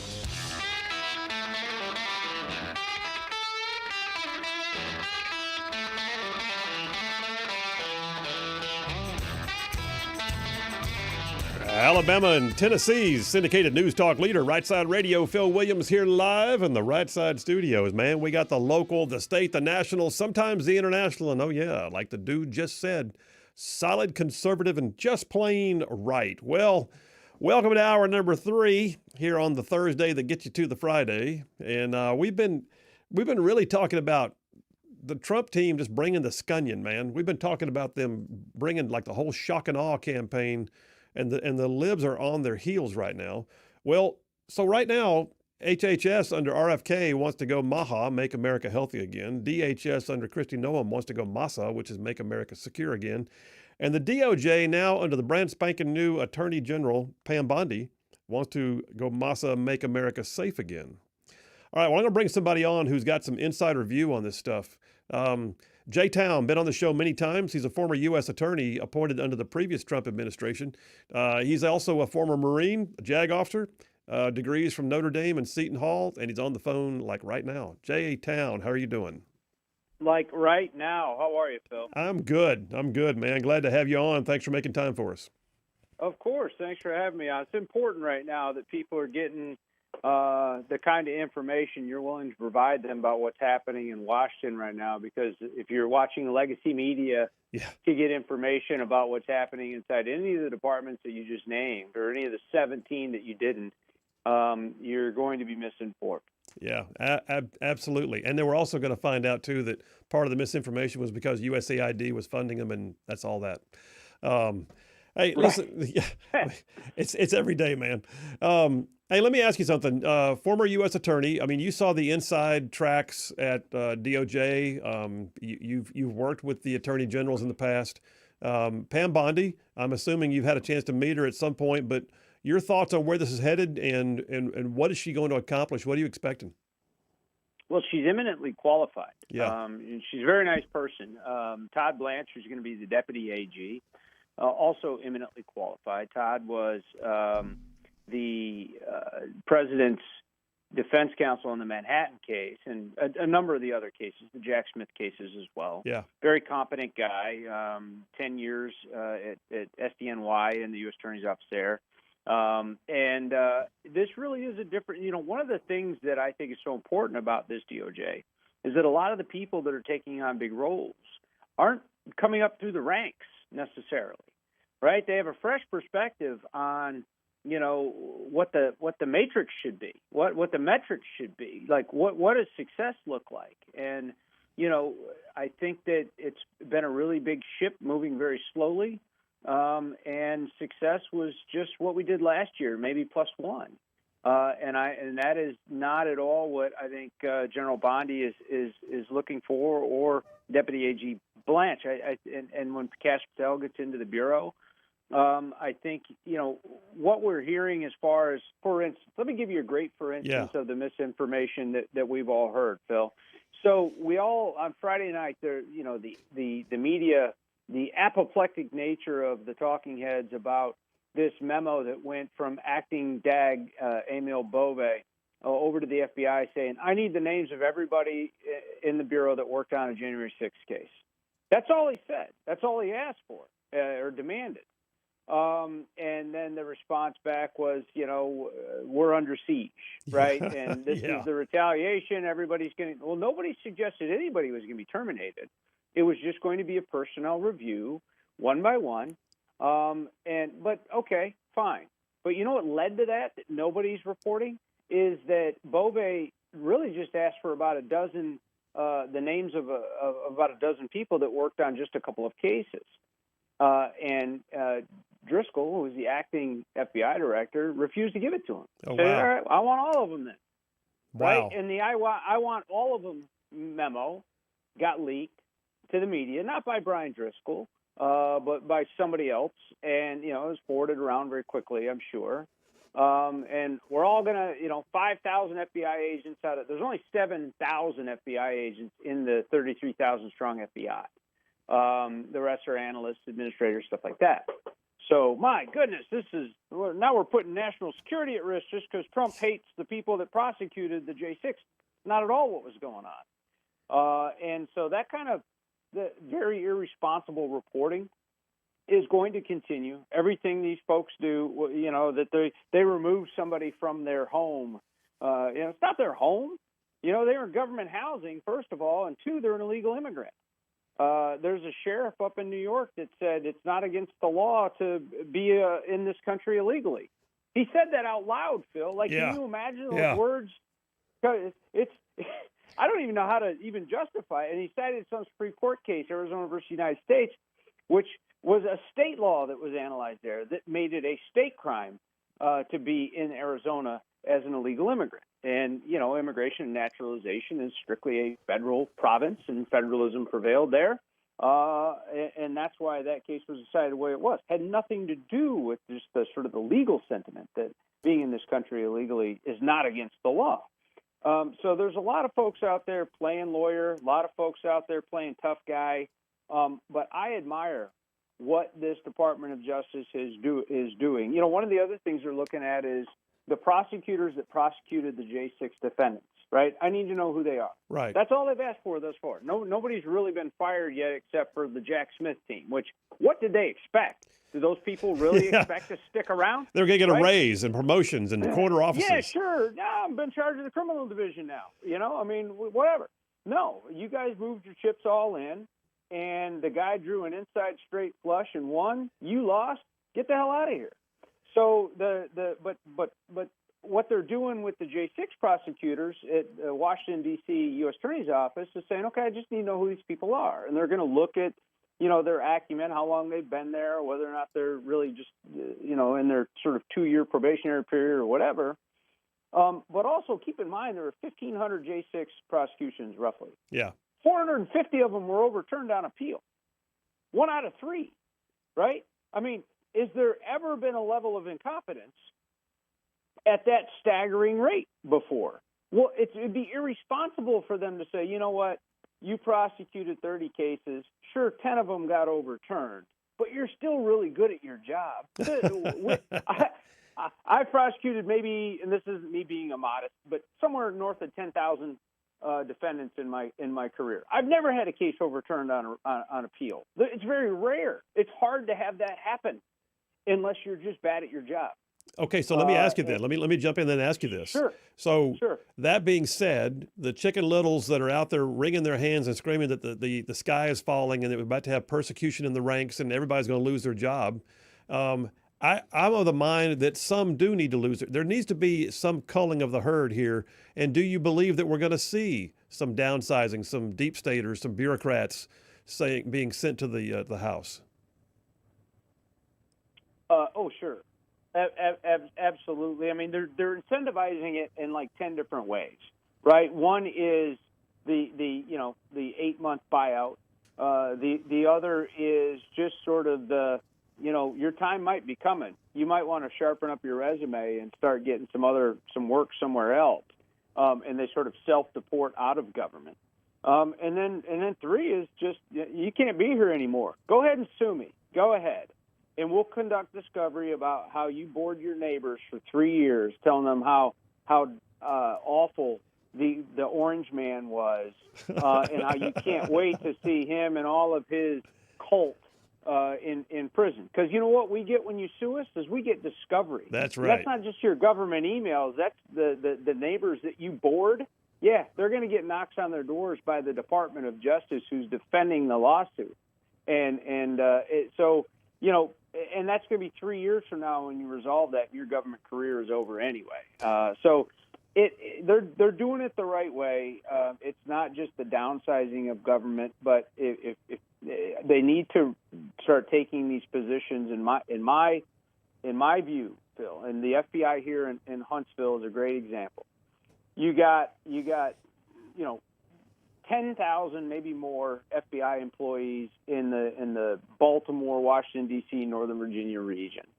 There's no reason for that. Yeah. Why aren't they? Because what happens is if they called up you and said, hey, Phil, I want you to be the director of the FBI, or I want you to be the executive assistant director over counterintelligence or criminal or whatever.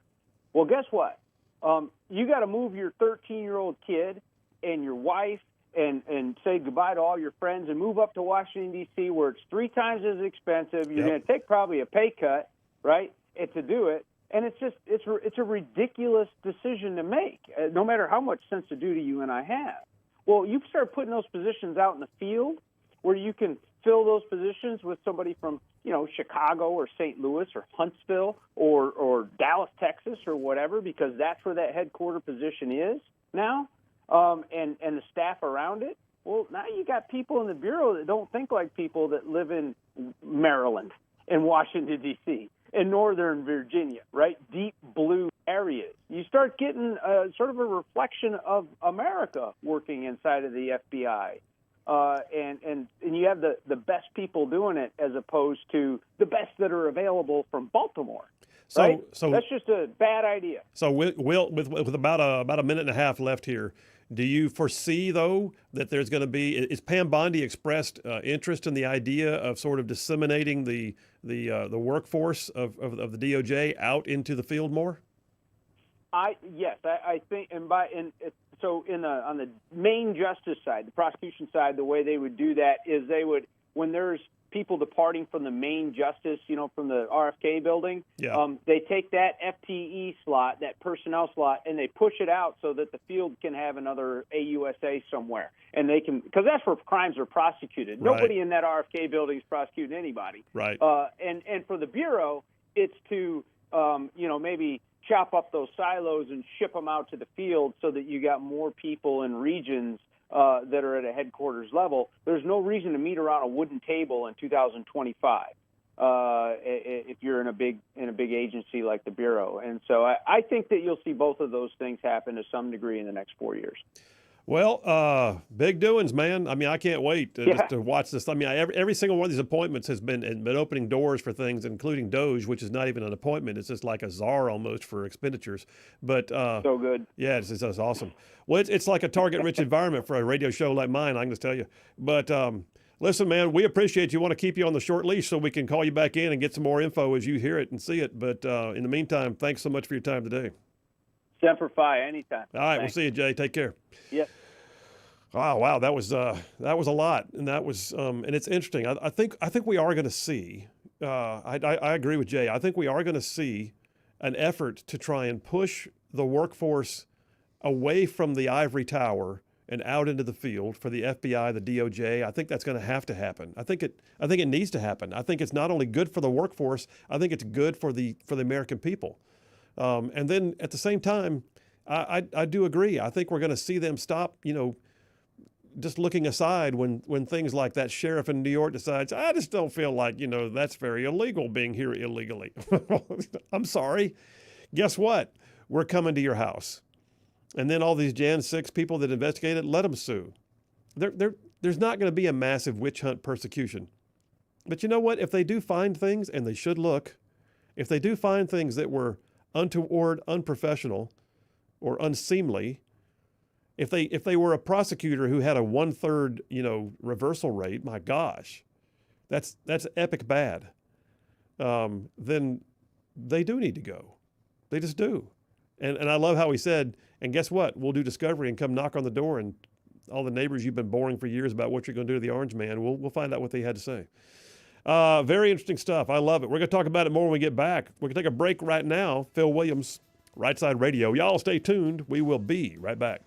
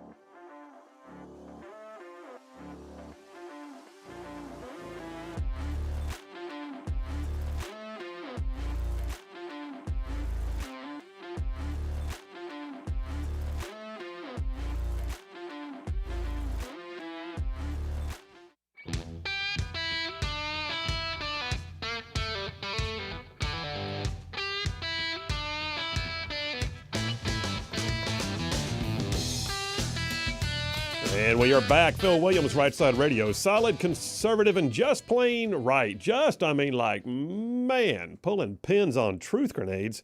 All right, so text lines are open, 833-687-4448. That's 833-68-RIGHT. I'll be catching up with some of y'all that have been texting in here in just a few minutes.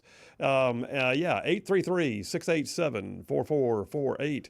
One of which that already texted in is one of our favorite haters, Scott from Huntsville, who can't stand us, and yet he says, you guys have become predictable and boring. What's about right side bloviators? And I texted back, and yet you listen. I'm going to say, he's, quote, wasting his time listening to us. That's called a self-own, Scott.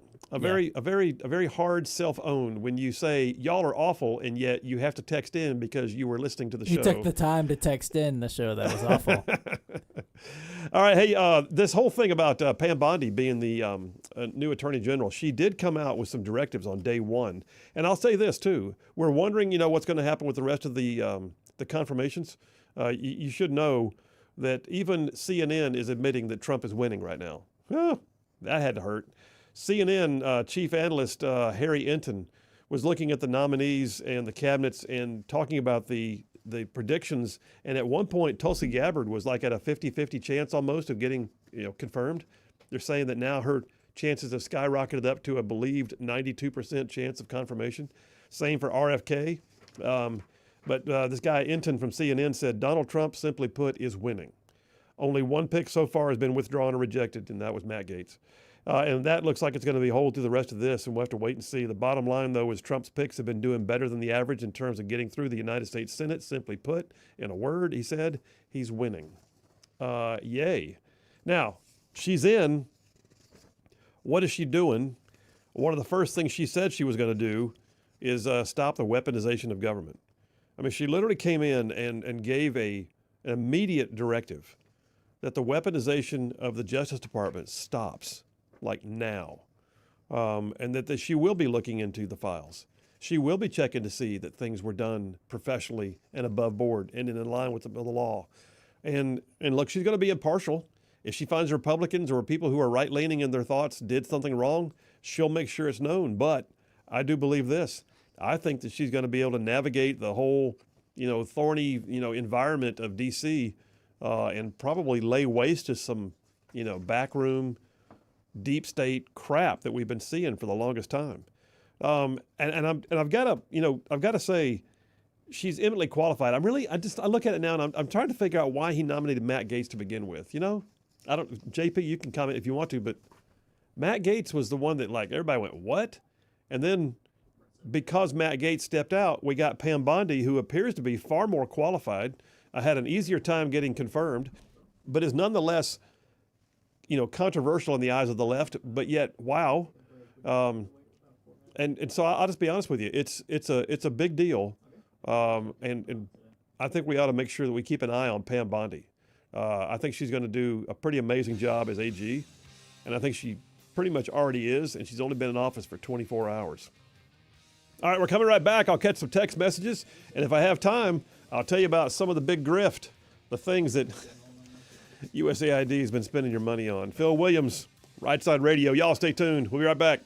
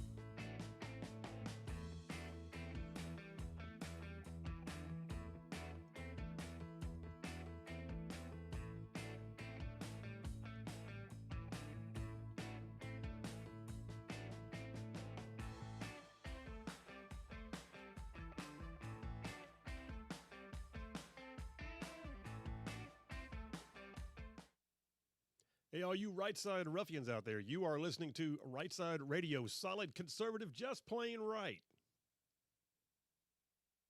Turn it up.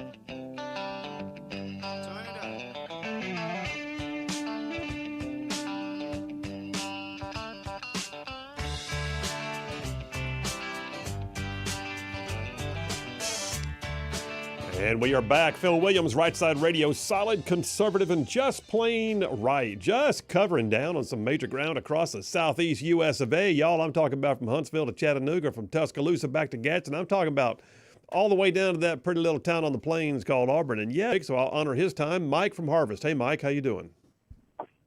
Good afternoon, Senator Williams. How are you today, sir? I'm well, sir. What's on your mind?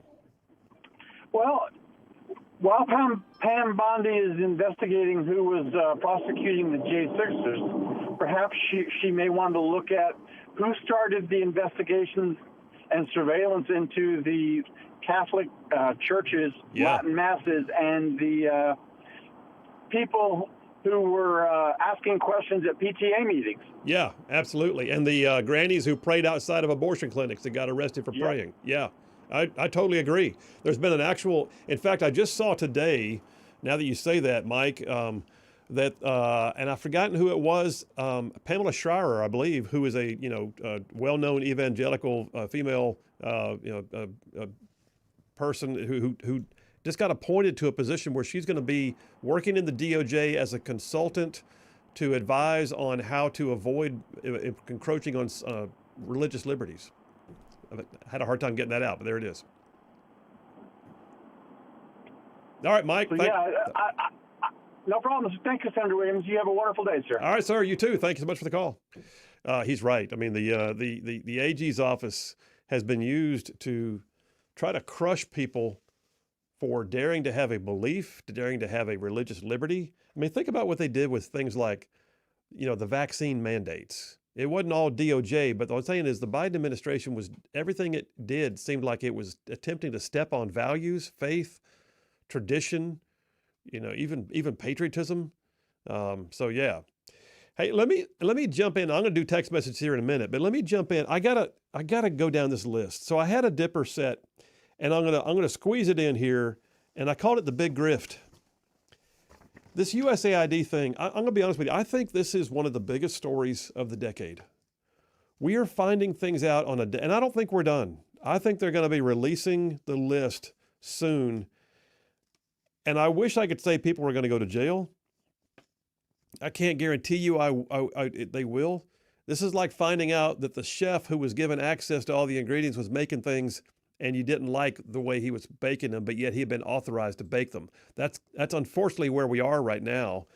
But we may find out that there were some things being done, and we talked about that earlier, that may have had its actual intent of destabilizing the Trump administration. That is absolutely criminal. We've now found out that USAID funds were going to things like Politico subscriptions. I mean, I've got an article here from Newsweek where they're trying to excuse it. I don't know if you've heard this or not, but Politico received $8 million from USAID. Why? To apparently help get, government offices Politico subscriptions so they could keep up with the news. $8 million taxpayer dollars to help Politico. I'm wondering, let's see. What conservative outlets, maybe townhall.com, Daily Wire, Rightside Media, did we get any money from USAID? No. You're not finding them on the list.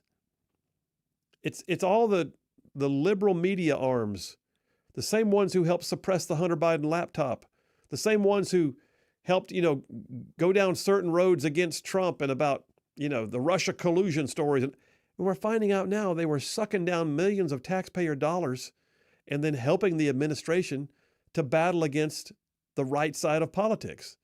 It's unreal, and somebody needs to go to jail for that one. But let me just inflame your passions a tad more. Wolverine Dan called in earlier. Wolverine Dan, I hope you're having a great night with your grandkids. Wolverine Dan called in, and he was passionate. He was fired up. He was like, Phil, is this stuff true? Well, let me just read you a list. You ready? Townhall.com has one of the best summaries I've seen so far of the egregious things they're finding out at USAID. Came out yesterday. The article is titled, the most outrageous, horrific things that USAID did with your tax dollars. And y'all, it goes on and on and on. They've got it broken down into categories just to sort of help wade through it all. They got a whole category of money spent on diversity, equity, and inclusion, which includes transgenderism. They've got climate activism. They got mass migration. They've got sexual health in third world countries. They've got a whole section on eco-health alliance issues and Green New Steel kind of stuff. They break it down. It's a long article. I'm not even going to get to half of it. They've got stuff like terrorism, like, oh, apparently we were providing 38,000 meals to al-Qaeda-affiliated fighters in Syria. Why in God's name? We have U.S. troops in Syria right now, and we're helping? $10 million worth of meals sent over to Syria that were skimmed into terrorists, who needed to get fed on the battlefield, I guess. How about this? Let me start at the beginning. USAID actively paying for sex change procedures in Guatemala. No kidding. $2 million to a group called the Asociación Lambda de Guatemala, an LGBTQ activist group. $2 million there. How about $1 million to French-speaking LGBTQ groups in West and Central Africa? Awesome. How about $3.3 million blown on normalizing being LGBTQ in the Caribbean? That's it. It was a whole campaign, $3.3 million on being LGBTQ in the Caribbean. Okay. How about $425,000 for Indonesian coffee companies to become more climate and gender friendly? Indonesian coffee companies. That's big doings, man. Yeah. Stand by. How about this? $1.5 million to promoting job opportunities for LGBTQ individuals in Serbia. $1.5 million. The things we could do with Rightside with that, you know what I'm saying? Yeah. $16,000, it's chump change now, $16,000 for a, quote, united and equal queer feminist discourse in Albania. What in God's name? Who sat around and went, we got some money, what do you want to spend it on? I don't know. How about a queer feminist discourse in Albania? I like it. Write the check. I mean, who did that? How about this one? $47,000 for a transgender opera in Colombia. $32,000 for an LGBTQ comic book in Peru. $70,000, we talked about this one, a DEI musical in Ireland. Awesome. $20,000 for drag shows in Ecuador. $7,000 to hire a BIPOC speaker. BIPOC speaker. Wait a minute, it's BIPOC. You didn't know what BIPOC is? Oh, is it bipolar person of color? Did I just? No.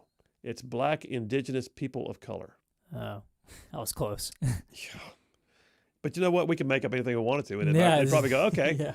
How about $80,000 for an LGBTQ community center in Slovakia?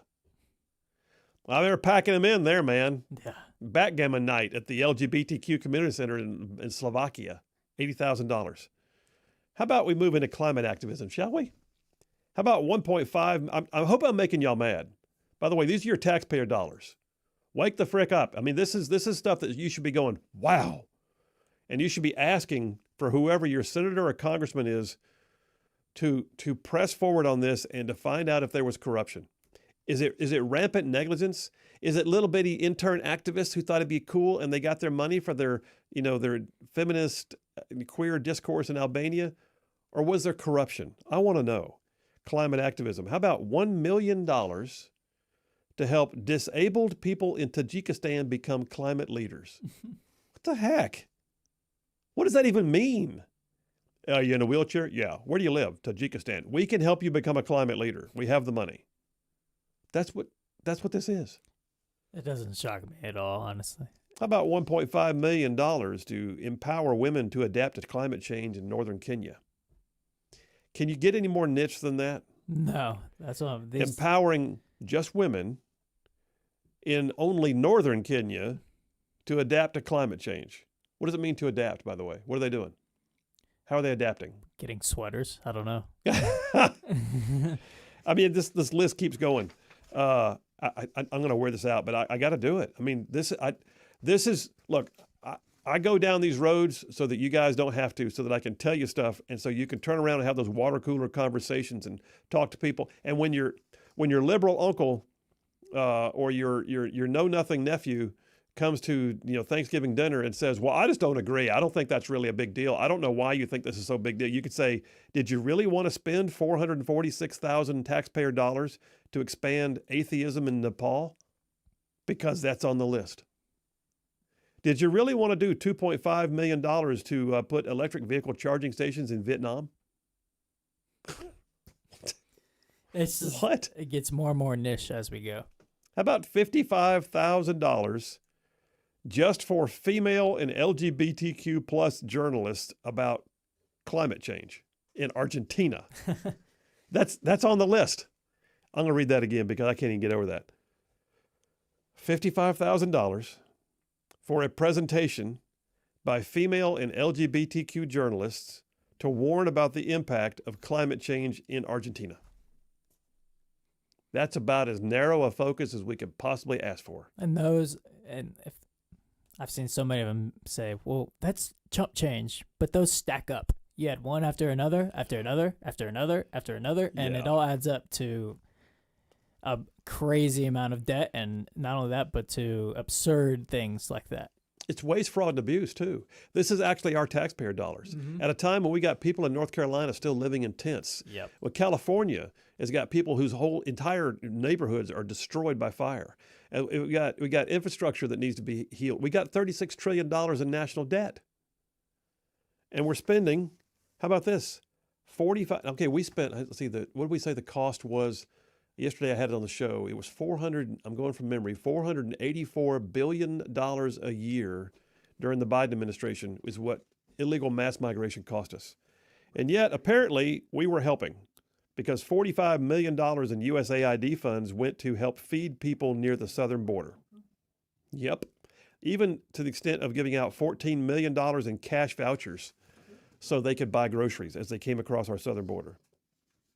And then, while we're at it, let's go elsewhere and help other people with mass migration. How about $3.2 million to help migrants readjust to their lives in Tunisia after being deported? What is going on? By the way, you may be also pleased to know that we're working on population control. $46,000 in oral and injectable contraceptives were sent to the Middle East. 3.6 billion male condoms to over 60 countries. We spent $118 million on condoms around the world. Condoms around the world. JP, what in God's name? I mean, I would like to say I'm shocked, but I'm not. I got a call that I'll take. I've got about 1 minute before I go to the break, so let me grab it real quick. Rick from Huntsville. Hey, Rick, how are you? Pretty good, Phil. My question is, of course, all of these things that you're listing, are they ones that were just found or have they been paid? If they have been paid or money sent out to them, I want to follow the money, find out what NGO they went through, so on and so forth, and who got money kicked back from it. Yeah, that's what it is. Yeah, I totally agree. And ththese are all after the fact. These are all already gone. The money was spent on these line items, and that's where they're accounting it for. Well, I want them to keep following the money to find out what NGO they went through. Yep. And then basically who's kicking back to who. I totally agree, man, and I hope they do. And I hope somebody's in handcuffs over it. I do. Absolutely. Hey, got to run to a break, Rick. Thanks so much for the call. All right. Take care. All right, JP, take me to a break, brother. My rant ran long, but I'm going to get a few text messages when we come back. You guys are awesome. Phil Williams, Rightside Radio. Y'all stay tuned. We will be right back.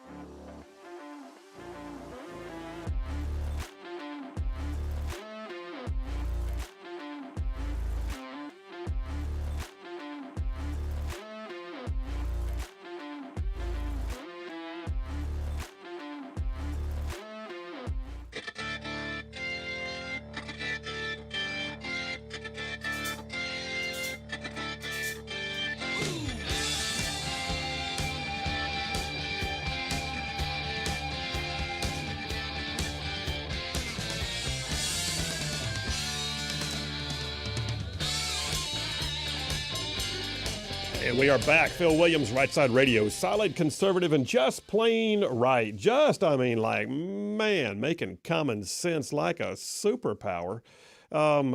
So I tell you what, let me just do text messages because I got so much material here. We could go for days. But you guys have been texting in like crazy, so let me jump in it.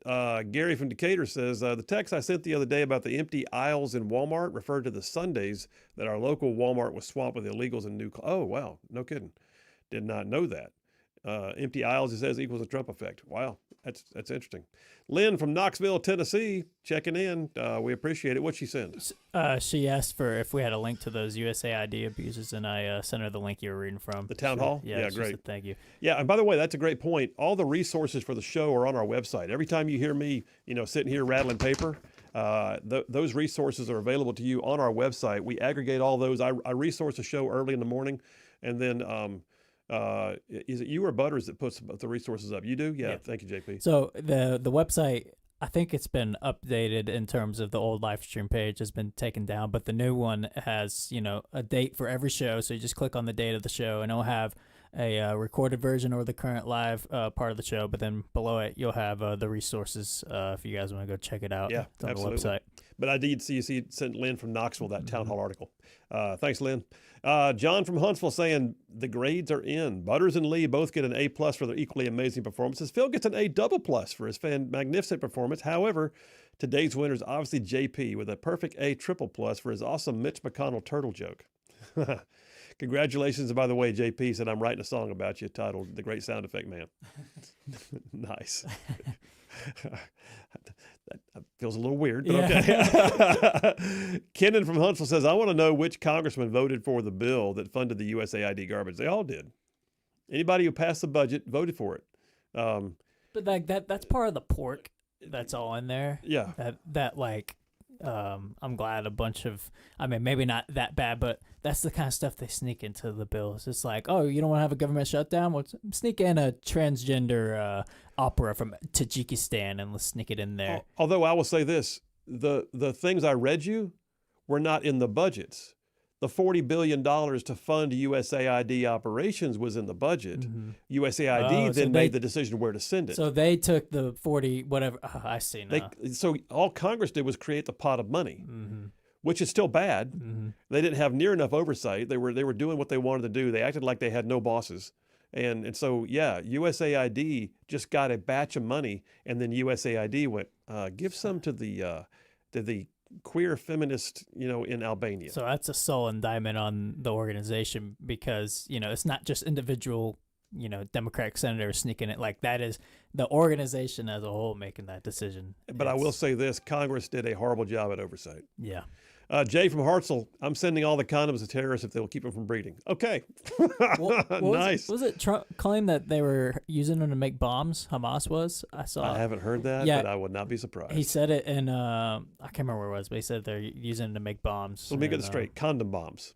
Now we got to worry about condom bombs. I don't know how that works or not, but I don't think it's a good thing to do. I have a problem with this. Yeah. Danny from Pinhook, Alabama says, I'm interested to see what kind of return we as American citizens have gotten from these investments we've been contributed to. I'm going to say next to nothing. How about that? David from Bucky's sent me a link to something on WAFF, Channel 48 out of Huntsville. I can't see what it is, though, so I'll have to get back to it later. It says the NCAA changes its participation policy for transgenders. Good. Did they? Nice. TL from Huntsville saying, is a naysayer a negative called Scott, a seminar caller paid from USAID funds to heckle Rightside ruffians? That's an interesting thought. I don't know. And he says, will Scott continue to listen? Stay tuned. Nice, TL. That's funny. The ruminating rocker from Flint Creek says, I've been looking for this correction for 50 years. You have no idea how sweet this is. No doubt, man. Matt from Madison checking in saying, all this speculation about Trump's decision, I feel like he's playing high-level chess while the rest are still trying to figure out checkers. Absolutely. Paul from Decatur says, who has more power in this country? Some federal judge somewhere in the States or President Trump? Everything Trump signs, some judge signs a stay or an extension. That's the legal process. But you know what? The reality is I think he's gonna push through it. All right, I didn't even get to like half the text messages. I appreciate all of you. This audience is why we do what we do. And folks, I'm just telling you, we do what we do because we love y'all. Hey, there's more of us than there are of them. God is still on his throne. Y'all stay in the fight. We'll see you tomorrow.